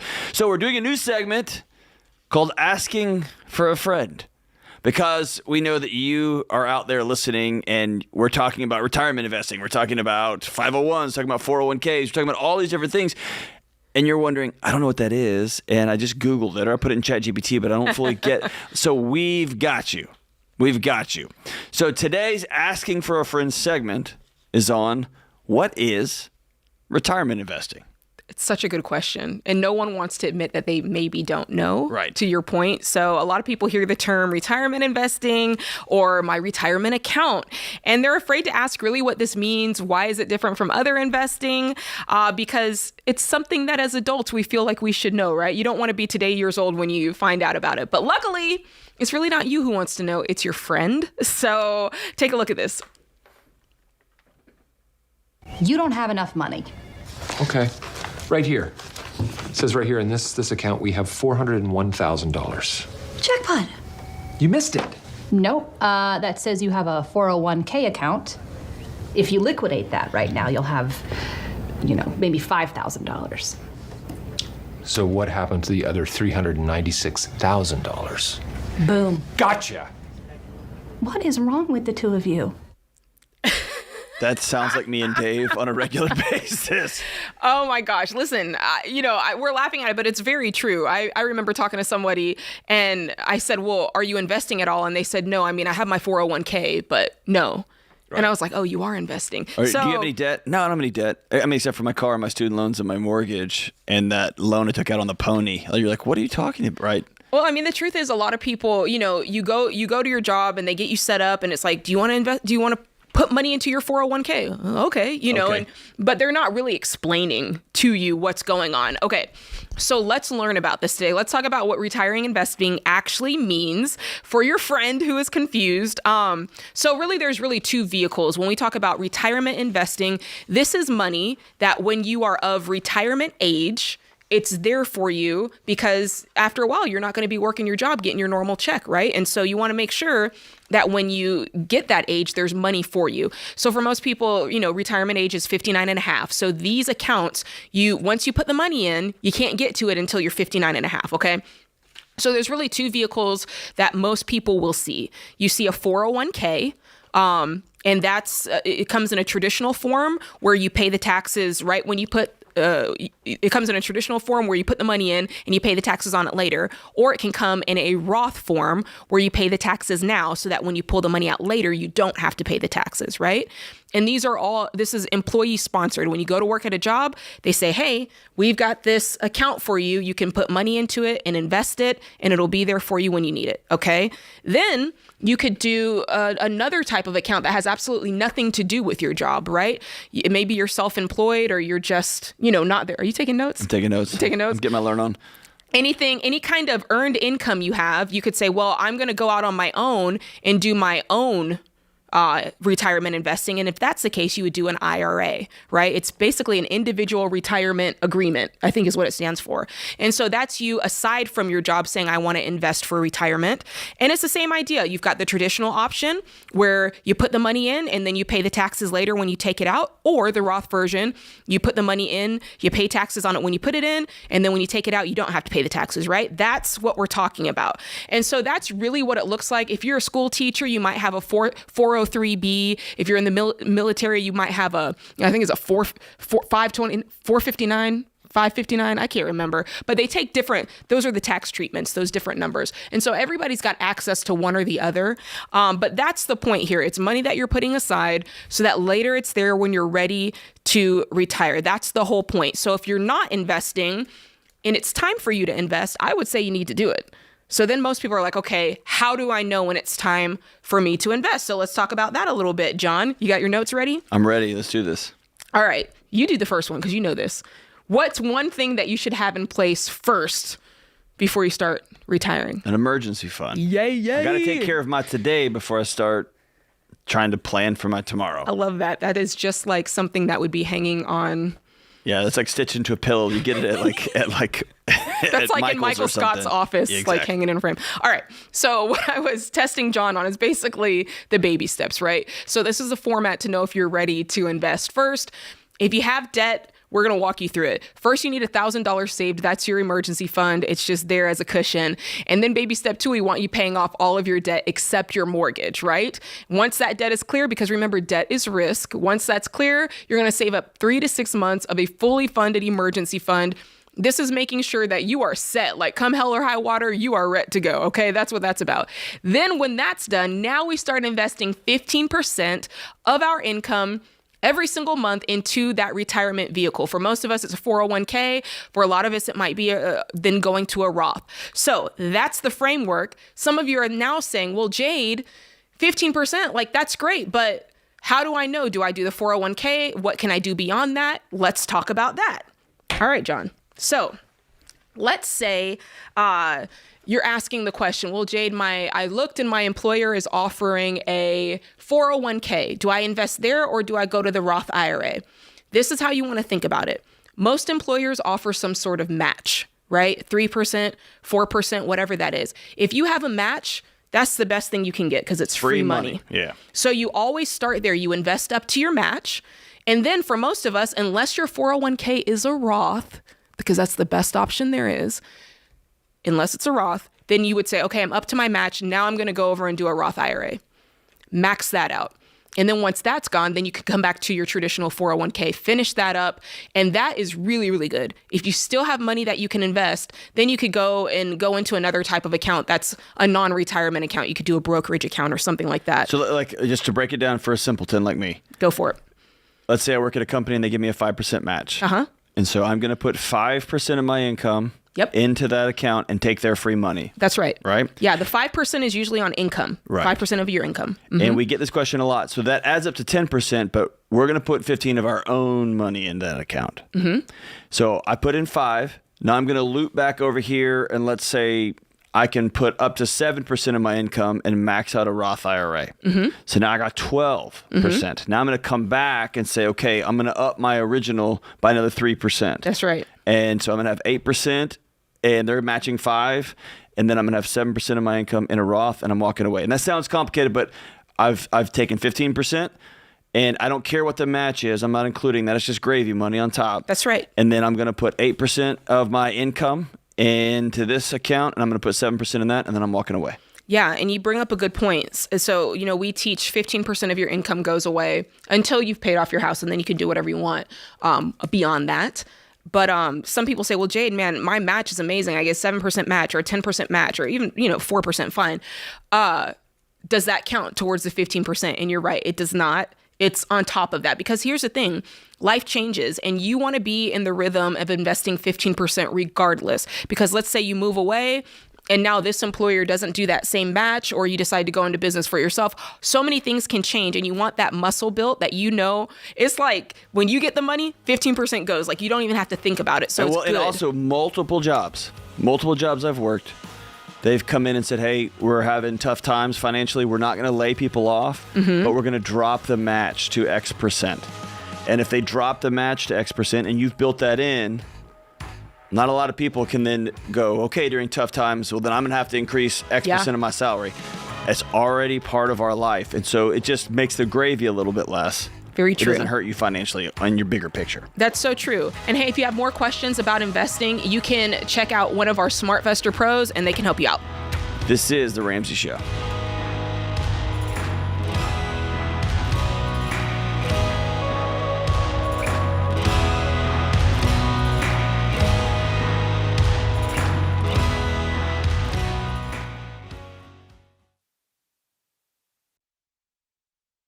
Hey guys, here's a quick math refresher. There are only 24 hours in a day. So you and your team need to streamline time-consuming tasks to focus on the activities that actually make money. Smart businesses are realizing that to reduce headaches as they scale, they need NetSuite by Oracle. NetSuite is the #1 cloud financial system, bringing accounting, financial management, inventory, and HR into one platform. With NetSuite, you reduce IT costs because NetSuite is cloud-based. You cut the cost of maintaining multiple systems because you've got one source of truth. And you improve efficiency by bringing all your major business processes into one platform, slashing manual tasks and errors. So join the 37,000 plus companies, including Ramsey Solutions, that have done the math and are boosting their efficiency with NetSuite. And right now, download NetSuite's popular KPI checklist designed to drive the right behaviors for your business absolutely free at netsuite.com/Ramsey. That's netsuite.com/Ramsey to get your free KPI checklist.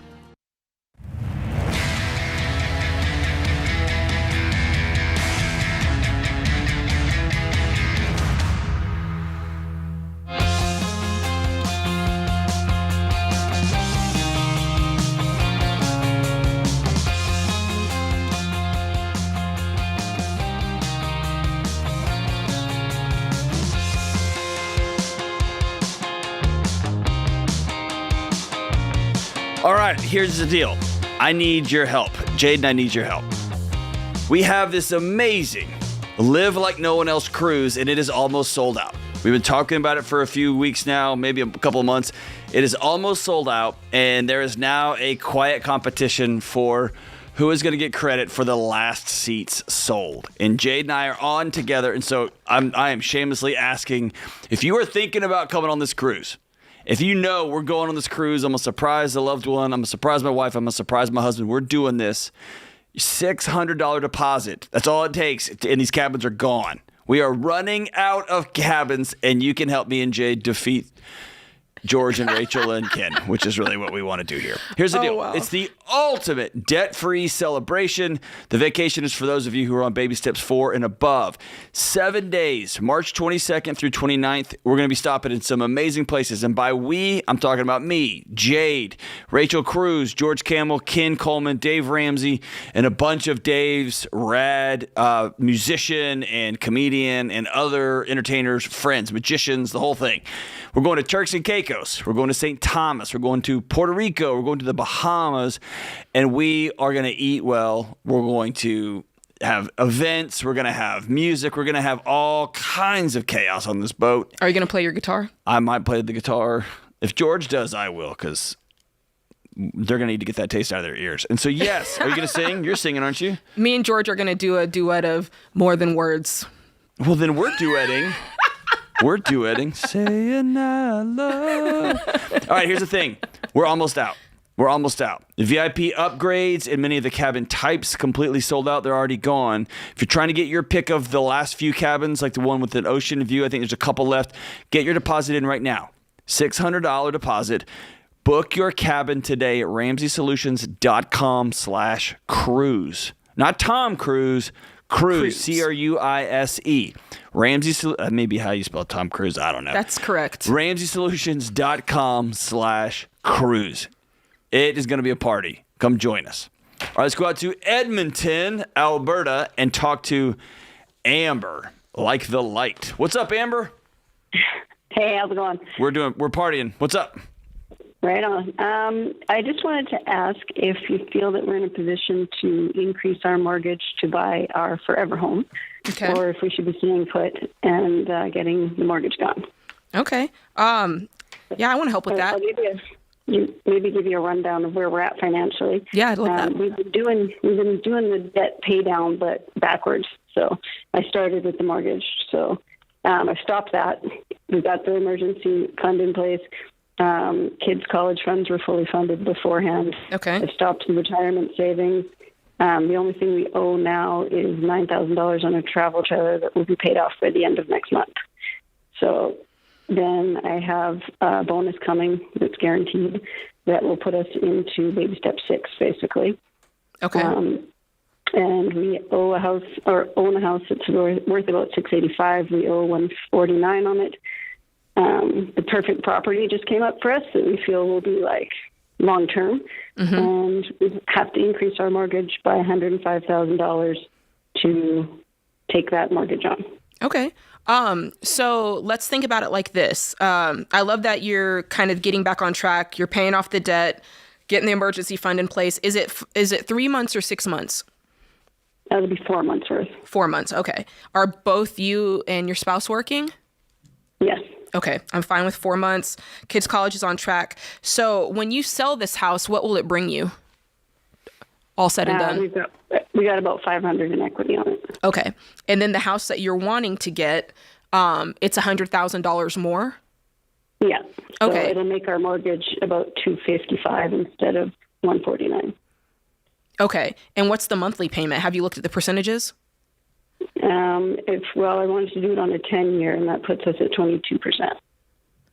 Listen, yeah, I'm like, why not? Today, kid, today. Yeah. Instantly. I love that you're doing a 10-year mortgage because you want to get this thing out of your hair. I love that it's only going to be 22% of your take-home pay.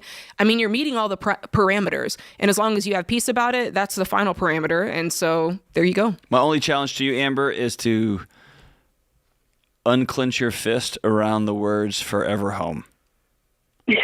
Fair. Because there's just no such thing. And life just has a bunch of twists and turns. And it's the coolest home for this season. And same as I've got a cool jacket that I got one time from Filson that I love, and I have some cool hunting gear that I got from Sitka. I don't wear those in the summer because it'd be 1,000 degrees, right? And so for that season, it's the best, and then we roll into spring, and then we just do what's right in front of us. So I don't really believe in the forever house kind of thought, but when it comes to numbers, you are right on. Good for you. Okay, awesome. Good for you guys. Congratulations. All right, let's roll out to Kansas City, home of Patrick Mahomes, and talk to Jennifer. What's up, Jennifer? Hi, thank you for having me today. Of course, what's up? So, we have a incoming senior. She's going to be a senior in high school. Just trying to help her kind of figure out what the next step will be. So she's kind of a clean slate. Just started working as a part-time job, but really doesn't have a lot of money saved, anything. The vehicle that she drives right now is one that my husband and I purchased with cash with the idea that that would be all of our children's car as they get 16. She's kind of an old beater, AC doesn't work, that kind of thing. My in-laws have offered or said they want to give her $10,000 cash as a senior present, whatever it is, total gift, but they have stated that they would really like for her to use this on a vehicle. We would like for her to get a vehicle. We have been kind of in the starting to get her to brainstorm about ways to do that. save money? What are you going to be able to afford? That kind of thing. Is that wise? What's your hesitancy? Yeah. Do what? Why does it bother you? What's your hesitancy? I just think that's a lot of money that she could also have some of it in her savings to help her get started.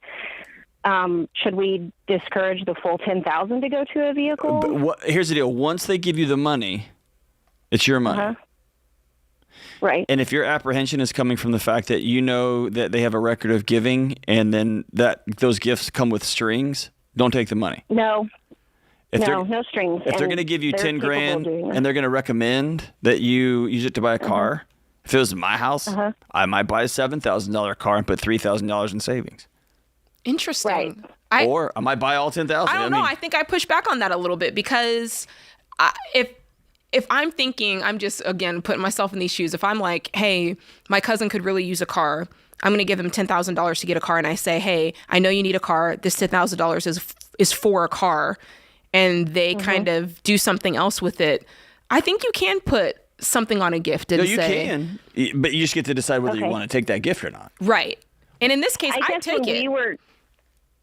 When we were starting the conversation about her getting a car, we were wanting her to stay more in like the 6,000 range, you know. So now that she has the opportunity to do 10, do we still say take the 10 and go, or do we say I would because before it was you saving up or you guys helping her, but now you really do have a free gift. It gets her, I mean, a $10,000 car, it's going to get her a great vehicle. That'll get her through college and beyond. Yeah, beyond. And then that frees up more because you're no longer saving for that. That frees up more of the money to do what you want to do, which go towards savings, whether it be, for college or whatever, what have you. Okay. And so if you don't want to do the savings, spend $7,000 on a car, put $3,000 in savings or whatever ratio you want to come up with. Let's say you spend all 10 grand on a car. I would put a dollar amount. I might show her, here's what semester 1 of college costs. And we're going to be saving towards this dollar amount. Because a lot of kids say, I'm going to start saving for college, and it's kind of an amorphous thing. But here's what semester 1 is going to cost. We're going to start saving. Or here's what your books are going to cost at college, or however y'all have that worked out. And so she can have a target, a dollar amount that she can begin to see, I earned this, and I only have to earn this much more to get this number. But it helps her work towards a project. But a gift is a gift. And if it doesn't have strings to it and you're raising a kid of character, I'd say go for it. What do you think, Jade? I'm with it. I think giving them a target is good for college. That was really, really important. Thank you so much for joining us. We'll be back very soon right here on The Ramsey Show.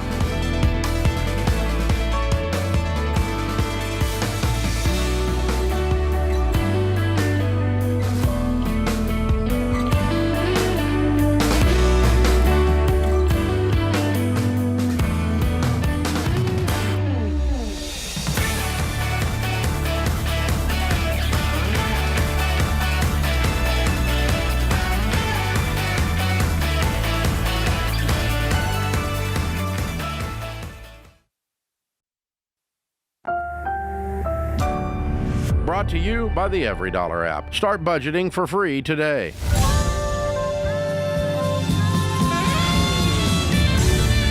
What up, what up? This is The Ramsey Show live from Nashville, Tennessee. I'm John Delony, joined by Jade Warshaw, and we are taking your calls on your relationships, your emotional, mental health, your money, building wealth, retirement, all of it. We're talking about work you love, anything and everything going on in your life. 888-825-5225. It's 888-825-5225. Give us a call. We're taking live calls. Let's go out to Green Bay, Wisconsin, formerly home of Aaron Rodgers, and talk to Adam. Hey, Adam, what's up? How we're doing? How about you guys? We're doing fantastic, man. What's up? Well, let's start with the good. I don't have any personal debt between me and my wife. We run a business, and I'm drowning. Business is drowning. Tell me about it.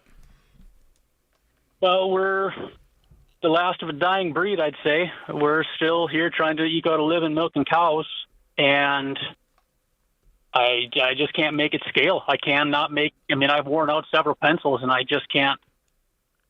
I can't make it work. Can I ask a question? You made the point of saying you don't have any personal debt. Do you have what you're considering business debt? Yep. Okay, how much? That's all in an LLC. Okay, okay, but how much? Mortgage is 1.2, and there's 300 in open accounts. Oh, man. Okay. You can't breathe, can you? Nope. How long you been farming? Forever. Okay. So for those listening, normally this is where someone calls and says they took out $1.2 million loan for their business and they're running a $300,000 revolving account, and we get all fired up and holler at them. And I want everyone listening to hear me slow down because my heart's broken for you, Adam. Because as a farmer who's been a farmer forever, you generational farmer? I'm fourth. 139 years. Wow. This is you standing back and looking at a family legacy that's going to be different after today. And that's a death, and I'm sorry. I'm heartbroken for you. Tell me about the challenges you're having. When you say you can't scale it, is it the size of the debt? Is it the fluctuating prices? What is it? I mean, price doesn't help anything for sure. In 2015, I took over from my dad, and I looked at the spreadsheet, and it wasn't going to work how he was doing it. So I borrowed. I signed the paper and borrowed $500,000, and some stuff happened, and it didn't cash flow. The first 2-3 years of it, cash flowed excellent. I was doing $750,000 a year in escrows. And the price fell, and as soon as I couldn't cover my payment completely, my bank was not willing to work with me at all. And in the last year now, going back and forth, they sold me to an investment company in New York. And I have till the end of this year to either figure out how to make a full payment or they're going to foreclose on me. Come take your farm. Family land? Yeah, 520 acres. Golly, dude. What's the payment? $16K a month. Right now I'm paying the interest just a 10. Okay. What are you going to owe them at the end of this year? What check do you have to write? I would be 1.2. You have to write them for the full amount they're calling the note? They would be calling a note, yeah. Mm-hmm. Either they call a note or it would get re-signed for 7 years at $16,000 a month. And you can't make that? Not with the current amount of cows I have right now. What would it take? 100 cows. And what do you got? I'm milking 100 currently. I'd have to be 200 plus. Jeez, man. So what's the worth of this land? Pardon? What's the worth of the land? Over 1.2 million. So can you? I mean, I don't want to be the one to say this, but I think selling it is worse than foreclosing on it.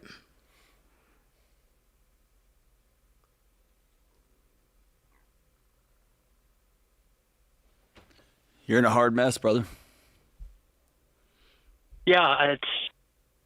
I mean, I can if I had.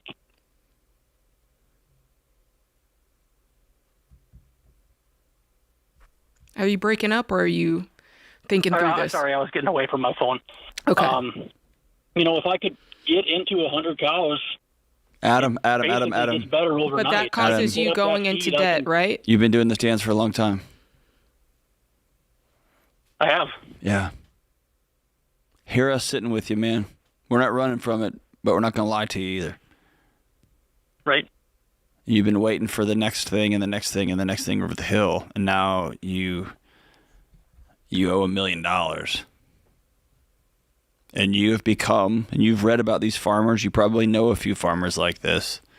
They get looped up in the debt cycle, and what the big investment firms want is your dirt.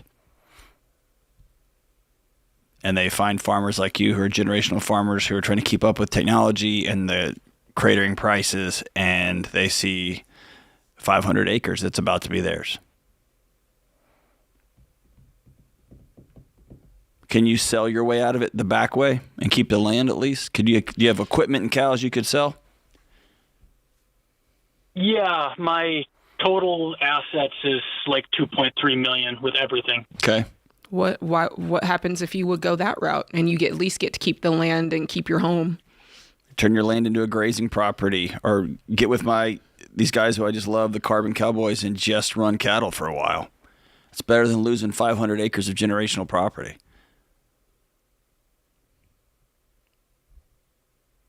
And it'd be better than losing it. I mean, that's my biggest fear. I've toured old dairy farms, man. It's staggering, but here's what I know. I've toured old dairy farms. I've got one in my family, and it's so hard to part with it. So that's why I'm just heartbroken for you.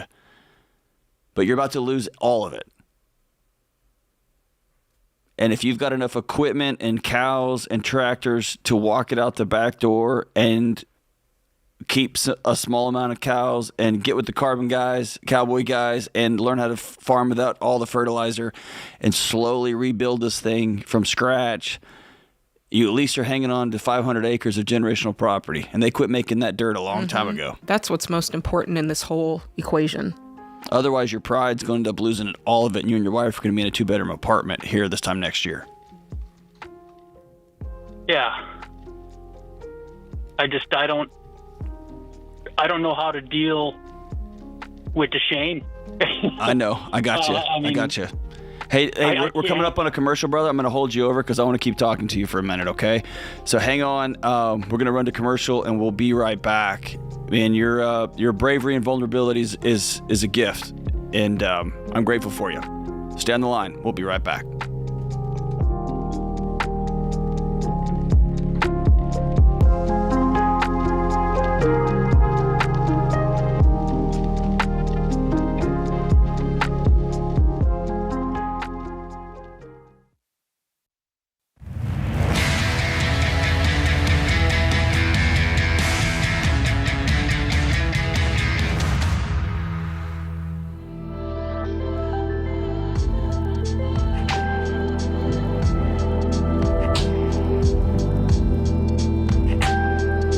Welcome back to the Ramsey Show. We are talking to our friend Adam in Green Bay, Wisconsin, and Adam is a 4th-generation dairy farmer who, like countless other farmers across this country, is, and to quote Adam, burned up several pencils trying to make the math work on keeping this farm alive. And as in many businesses, there's always another opportunity if we can just get to this next level and get to this next level. And Adam has found himself over $1 million in the hole, and he's staring at a foreclosure at the end of this year that would take over 500 acres of generational property away and hand it to an investment crew out of New York City. And right there at the end of the calls, we're navigating what do we do next. And Adam, you're here. Does that sound about right? Yep. Yeah, at the end of the call, you asked a really powerful question that I think every single one of us wrestles with, and we as a culture do a terrible job of talking about out loud, which is, how do I deal with the shame? How do I deal with the shame of being the bottom of the 4th generation saying, I'm the guy that had to call it? Tell me about the shame you're feeling right now, man. It's terrifying. It's all encompassing. It's all I think about. You can't wash that off. It's not like I'm an electrician and I can go pick up another job. This isn't what I do. It's who I am. Mm-hmm. I don't know how else to explain it. Are you a husband? Yeah, father to 2 little girls. You're a father, yeah. So I know this is a little bit countercultural to a 4th-generation farmer, but I'd like to challenge you that you're a husband and you're a dad. And then down the road, and if you're a person of faith, you're a child of God, and then down the road is what you do. And I think what you do now creates what happens for the next 4 generations. And those little girls get to see dad faced with a reality, not by his hand, but in his lap. And they get to see dad choose his hard, right? Is he going to choose the path of we lost it all? And I'm saying this because I love you, because I had some ego. I didn't want to sell all my equipment and net out of this thing. Or they get to see dad weep as people come buy the tractor and they buy the pumping equipment and they buy the tanks and they buy all the stuff. But they got to see dad go for a walk with the few cows that he had left through the field that will still be our family field. And unless I'm crazy, I don't know another path in front of you. And you decide, okay, I'm thinking about the family I have that was on my wife's side that was dairy farmers, and now they've got some kind of grasses growing where it makes I don't understand what they pivoted to, but they're still farmers. They still got fields out there. They're just not doing the thing they were doing for a long time. And that seems like the choice ahead of you. And I could start crying here thinking about some guys in suits showing up from New York to take your 500 plus acres from you and your little girls. That can choke me up way more than get rid of a tractor. You know what I mean? Right. And I know I'm being dismissive, but I'm trying to say you don't have an easy path ahead of you. You got two hard paths. And if you've ever heard me talk about shame, guilt is, I did something dumb when I took out that extra $600,000. That was dumb. I did that. Shame is, I am dumb. I'm stupid. I crashed this farm. And I don't think you crashed the farm. I think you were batting cleanup on a lineup that kept handing you tough situations to try to win that game. And that we'll say both columns. Okay. So fair enough. So what's your next right move?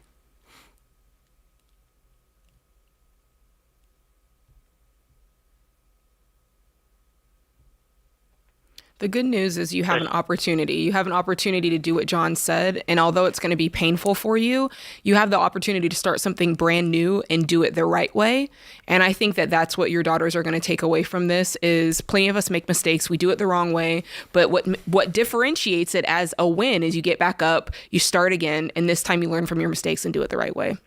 Yeah. Adam, this is a big one, and we're not going to be able to solve this one here. Hang on the line. I'm going to hook you up with both of my books here for free. I want you to have something that you can read while you're sitting there on the back porch looking out over the field and distract yourself a little bit so you're not just spinning out and spinning out.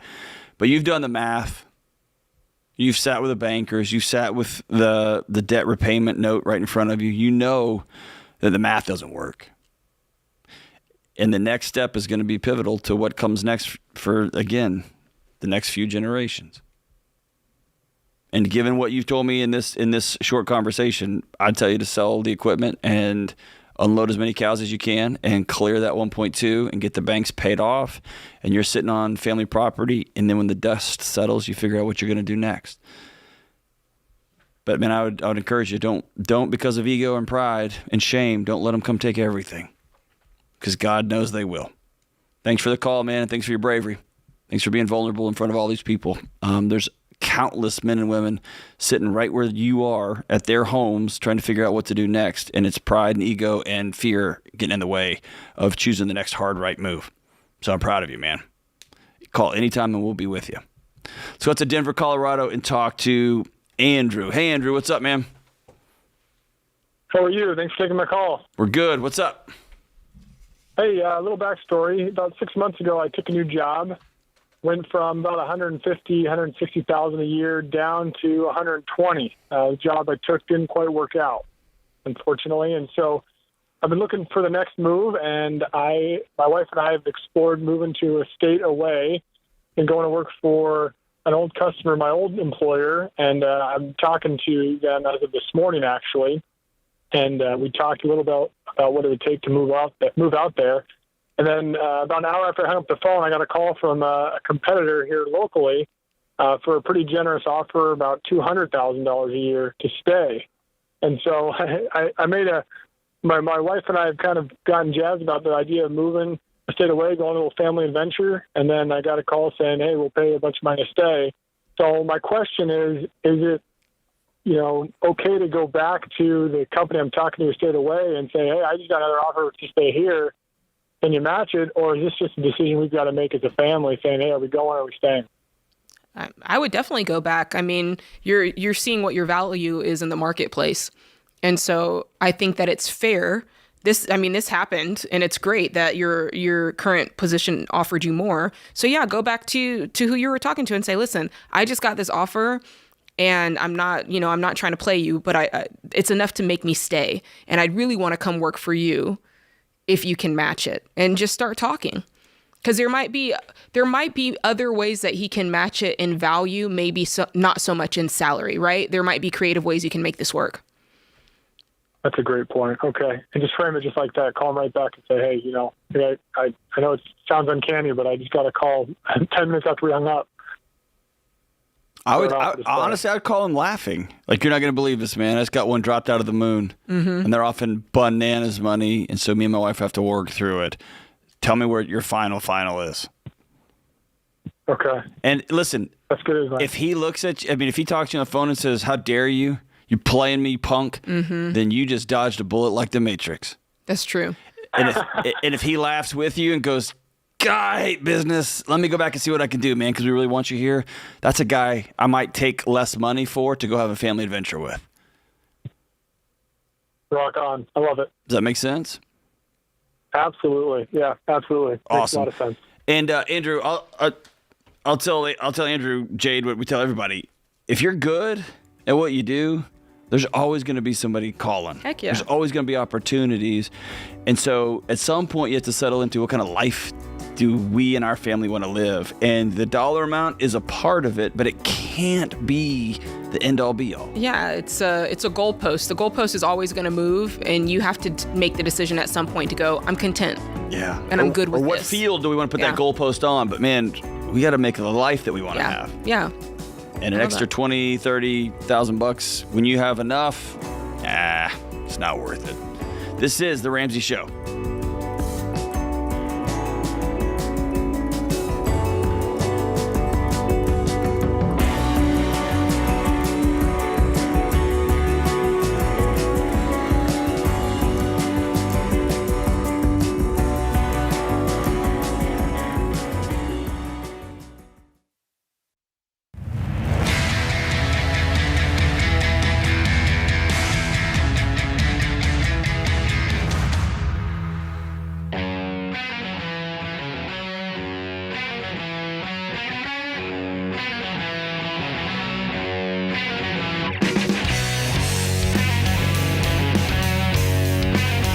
Welcome back to the Ramsey Show, and I'm looking out into the lobby at all the beautiful people, and on the debt-free stage, we have Taylor and Meredith from Huntsville, Alabama, on the debt-free stage. That means you must have paid it all off. How much you pay off? Oh yeah, we paid off about $220,000. Whoa! How long did that take you? So a little bit over 7 years. God. I know about that. Gosh, y'all kept going and going, huh? Yeah, it was a while. 200. All right, so what kind of debt was this 220? It was our house and Whoa! Touchdown. Dude, congratulations. and student loan. Student loans and was the mortgage bigger than the student loans or the other way around? The mortgage was bigger, yes. Okay, all right. Wow, very, very cool. What's the house worth? So the house now is probably worth a little bit under $400. Let's go. I love it. I love it. All right, what in the world was going on in your life 7 years ago that you said, let's just suck it up and get this thing done? Yeah, so we're recently married, probably a little bit over 7 years ago, bought a house, had some student loans. I'm an engineer, a little bit of a numbers person, and just saw what we would pay in interest over time and really just wanted to attack the loan to give us a little bit of financial freedom eventually. It's a lot of financial freedom eventually. See, when you said I'm a little bit of a numbers person, your wife smiled a bit as though your bedroom is wallpapered in spreadsheets. Yeah. Big Excel guy. Yeah. You said that it's not great. Lots of Excel. All right, so you sat down and like a good engineering nerd, you said, honey, Look how much interest we're going to save. And how did you receive that? Not so well at first. I agreed with everything he was saying, but it was more difficult putting it into practice for me. I think just not spending money and saving and putting it towards the house versus maybe going shopping sometimes. Sure, because that's not normal, right? Like, it's not a normal practice. Most Americans aren't saying, you know what, I'm going to actively pay off my mortgage today. So in that way, you're kind of going against culture. What were you earning when you were doing this? So we started out probably around 80,000, kind of first out of school, and Meredith graduated a couple years after I did, and now we're around 230. 230? Wow. Wow, you guys kicked it into the highest gear. Oh, yeah. And, I mean, just one thing with that, during this period of time, Meredith's had multiple jobs. At one point, I think she had 3 jobs. Wow. Currently, she has a full-time job and then also a side gig. So she's really just attacked this and, I mean, done a lot with 2 kids as well. Yeah. I was going to say, there's also 2 little ones over there also. Yeah. So go ahead.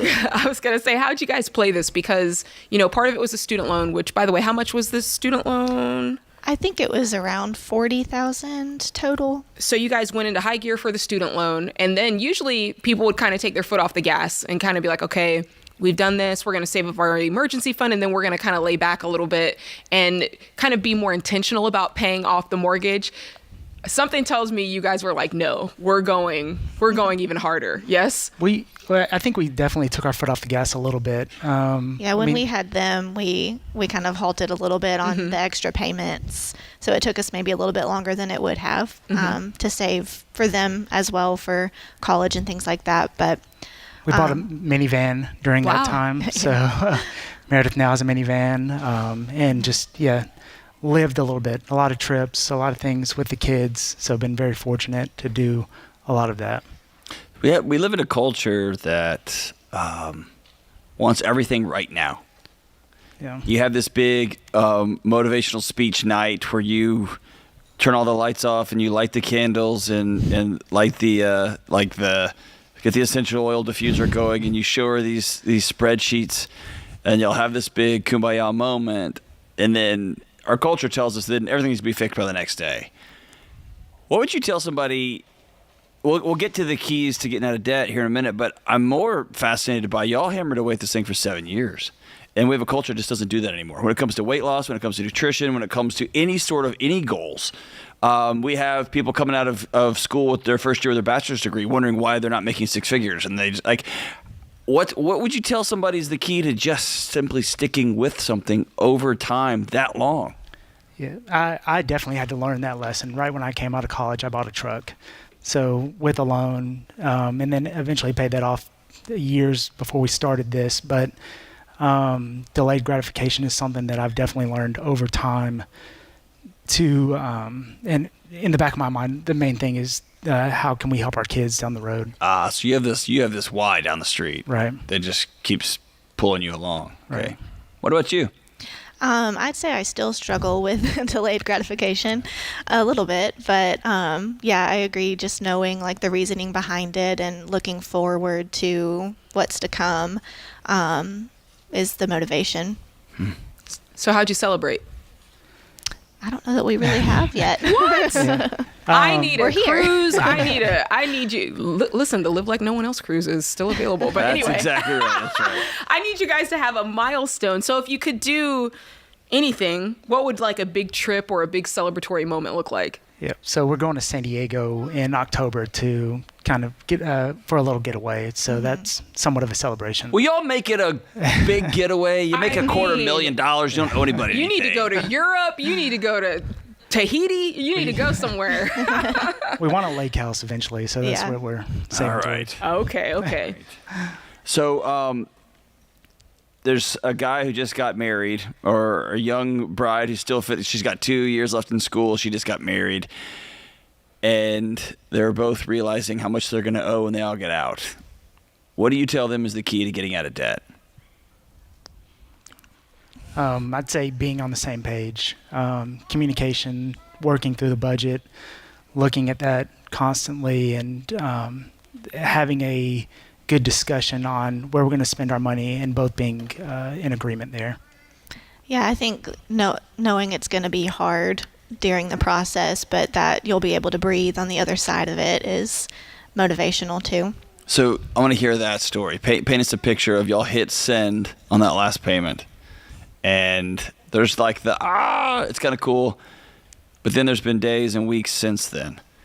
Paint me a picture of what your life has been now that you don't owe anybody anything. No one can take your house. It's yours. No one can take it. No one can take your truck or your van. Paint the listener a picture of what that feels like.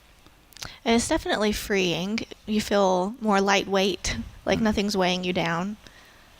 Yeah, and I'm in the world of contracts and things like that, so those come and go, and it's good to know that if something was to happen to my work, that I don't have to go find something right away. Mm-hmm. Oh, gotcha. You've bought yourself the luxury of time, right? And peace, and it's amazing. Good for you guys.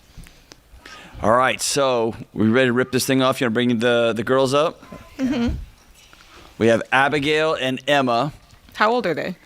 Abigail is 4 today, and Emma is... She'll be 2 in September. Happy birthday, Abigail. All right. So we have Taylor and Meredith and Abigail and Emma from Huntsville, Alabama. Paid off $220,000, including your house because you're weirdos, in 7 years. Count it down. Let's let your debt-free scream rip. Ready? 3, 2, 1. We're debt free!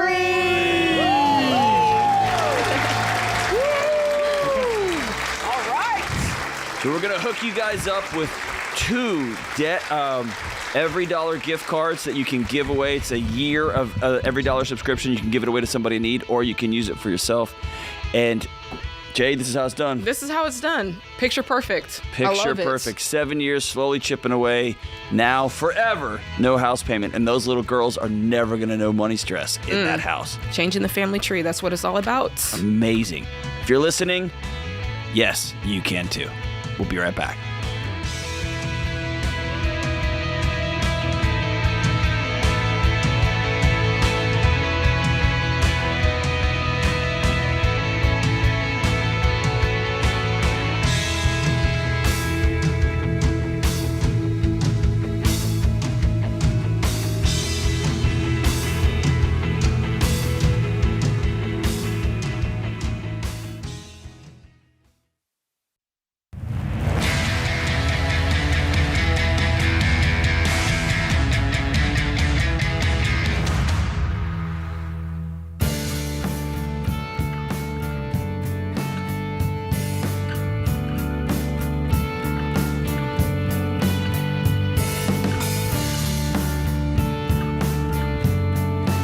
Welcome back to the Ramsey Show. Today's scripture of the day is 2 Corinthians 8:11. Now finish the work so that your eager willingness to do it may be matched by your completion of it according to your means. Justin Timberlake says, if you put out 150%, then you can always expect 100% back. That's what I was always told as a kid, and it worked for me so far. That's some different math, JT. Yeah. He definitely brought sexy back, but he did not bring math back. I brought mathematics back. Yeah. I feel like that's a quote that Michael Scott would have on his office wall. I think I'm going to get this thing printed up and put in our suite back there. Oh, boy. I can just see Dave walking down the hall and pausing to read it and compute it, and his inner calculator just starts smoking. Let's go out to New York City and talk to Daniel. Hey, brother. What's up, Daniel? How you doing, guys? Nice to talk to you guys. We're doing great, man. How can we help, man? So, I sent in an email. So, basically, I'm 25. I have my own house, my second house. I'm financially successful. I got everything going on. And within my financial success, I would say about 95% of all my friends, dropped me, left me. Now I just have a girlfriend now, and I just very alone, depressed, don't know what to do. So what happened? Where'd your friends go? I don't know.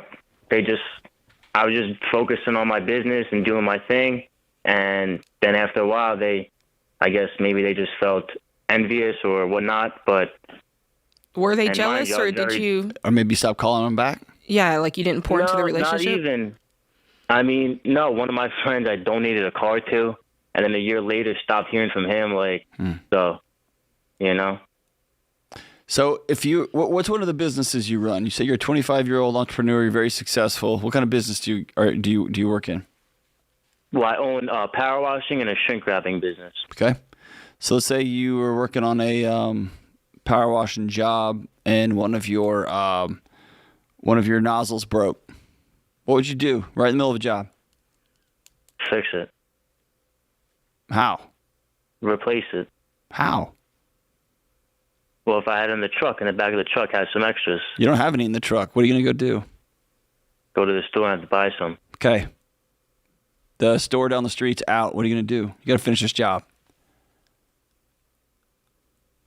Gonna have to replace it, okay, or reschedule the job. Excuse me.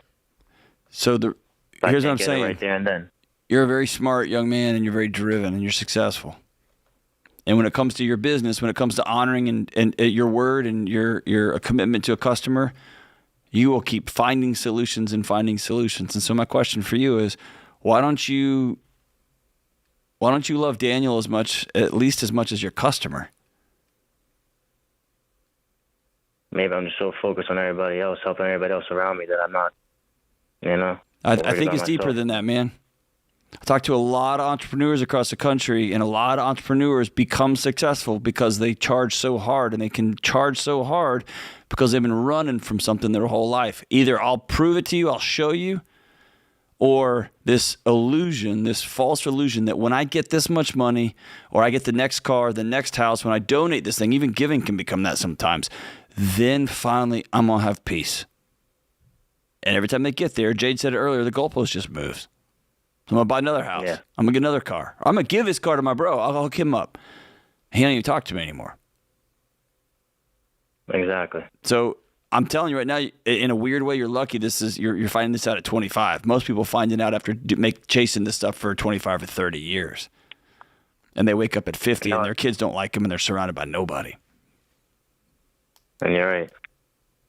And so my question for you is, how are you going to solve a friendship crisis? You're going to go find some friends. You're going to put yourself in a position. You might take one less job or two less jobs, or hire somebody to get some of the work done now that you've got some financial margin. But you're going to make a commitment to having people in your life. And unfortunately for you, it's going to be different people than you ran with when you were younger, right? 100%. There's also part of this that I think is kind of normal. You know, you're 25 years old. The people that you're friends with at 25 won't necessarily be there at 30 and won't necessarily be there at 40. And so I wouldn't necessarily look at this as, oh my gosh, I can't believe this is happening to me. It's also part of life. Like, there's people that I invited to my wedding that I have never seen since. You know what I mean? There's people that I thought that were going to be my ride or dies for life, and we don't talk anymore. We never talk. Like, it's over, and I don't necessarily know what happened. It just, you drift apart. And so there's people who are in your life. Some of them are there for a reason. Some of them are there for a season. Some of them are there long term. Some of them are there to get you to the next spot. Some of them, you help them get to the next spot and you never see them again. But in many ways, there is a revolving door to this. And I don't want you to think that it must be because of you, or it's because they were jacked up, or it's because, I think there is part of this that you're 25 and life is changing very rapidly, probably for everybody in your friend group. I agree. That makes sense. And no, men don't tell this to other men, so here you go. You have permission to be sad. You have permission to miss your old buddies, dude. That's right. It's good. Because those have been your friends since you were 12, right? Since you were 16, since you were 17. Exactly. Y'all did some stupid stuff together. Y'all got each other out of trouble. Y'all had each other's back. You're the kind of guy that will give you a car. For sure, 100%. So it's all right to take a walk and to exhale and say, man, I miss those guys. And like Jade said, I got to go be about making new friends and new community. I'm going to ride with people who are entrepreneurs, who are interested in doing the next right thing, who are good people, who have good character, who will hold me accountable to the man I want to become. Will you do me a favor? Yeah. Actually, it's not me a favor, dude. I'm just going to go about my day. Dude, it's doing you a favor. When you get off this call, sometime tonight, maybe this weekend, I want you to get out a piece of paper, and I don't want you to type it. I want you to use a pen. And if you're younger than 20, you're 25. So a pen is an ancient technological device that you can write with, right? I use pen in school. No, I'm playing. So I want you to write a letter to 35-year-old Daniel. And I want you to write him about the time you had X number of dollars in the bank and you felt lonely.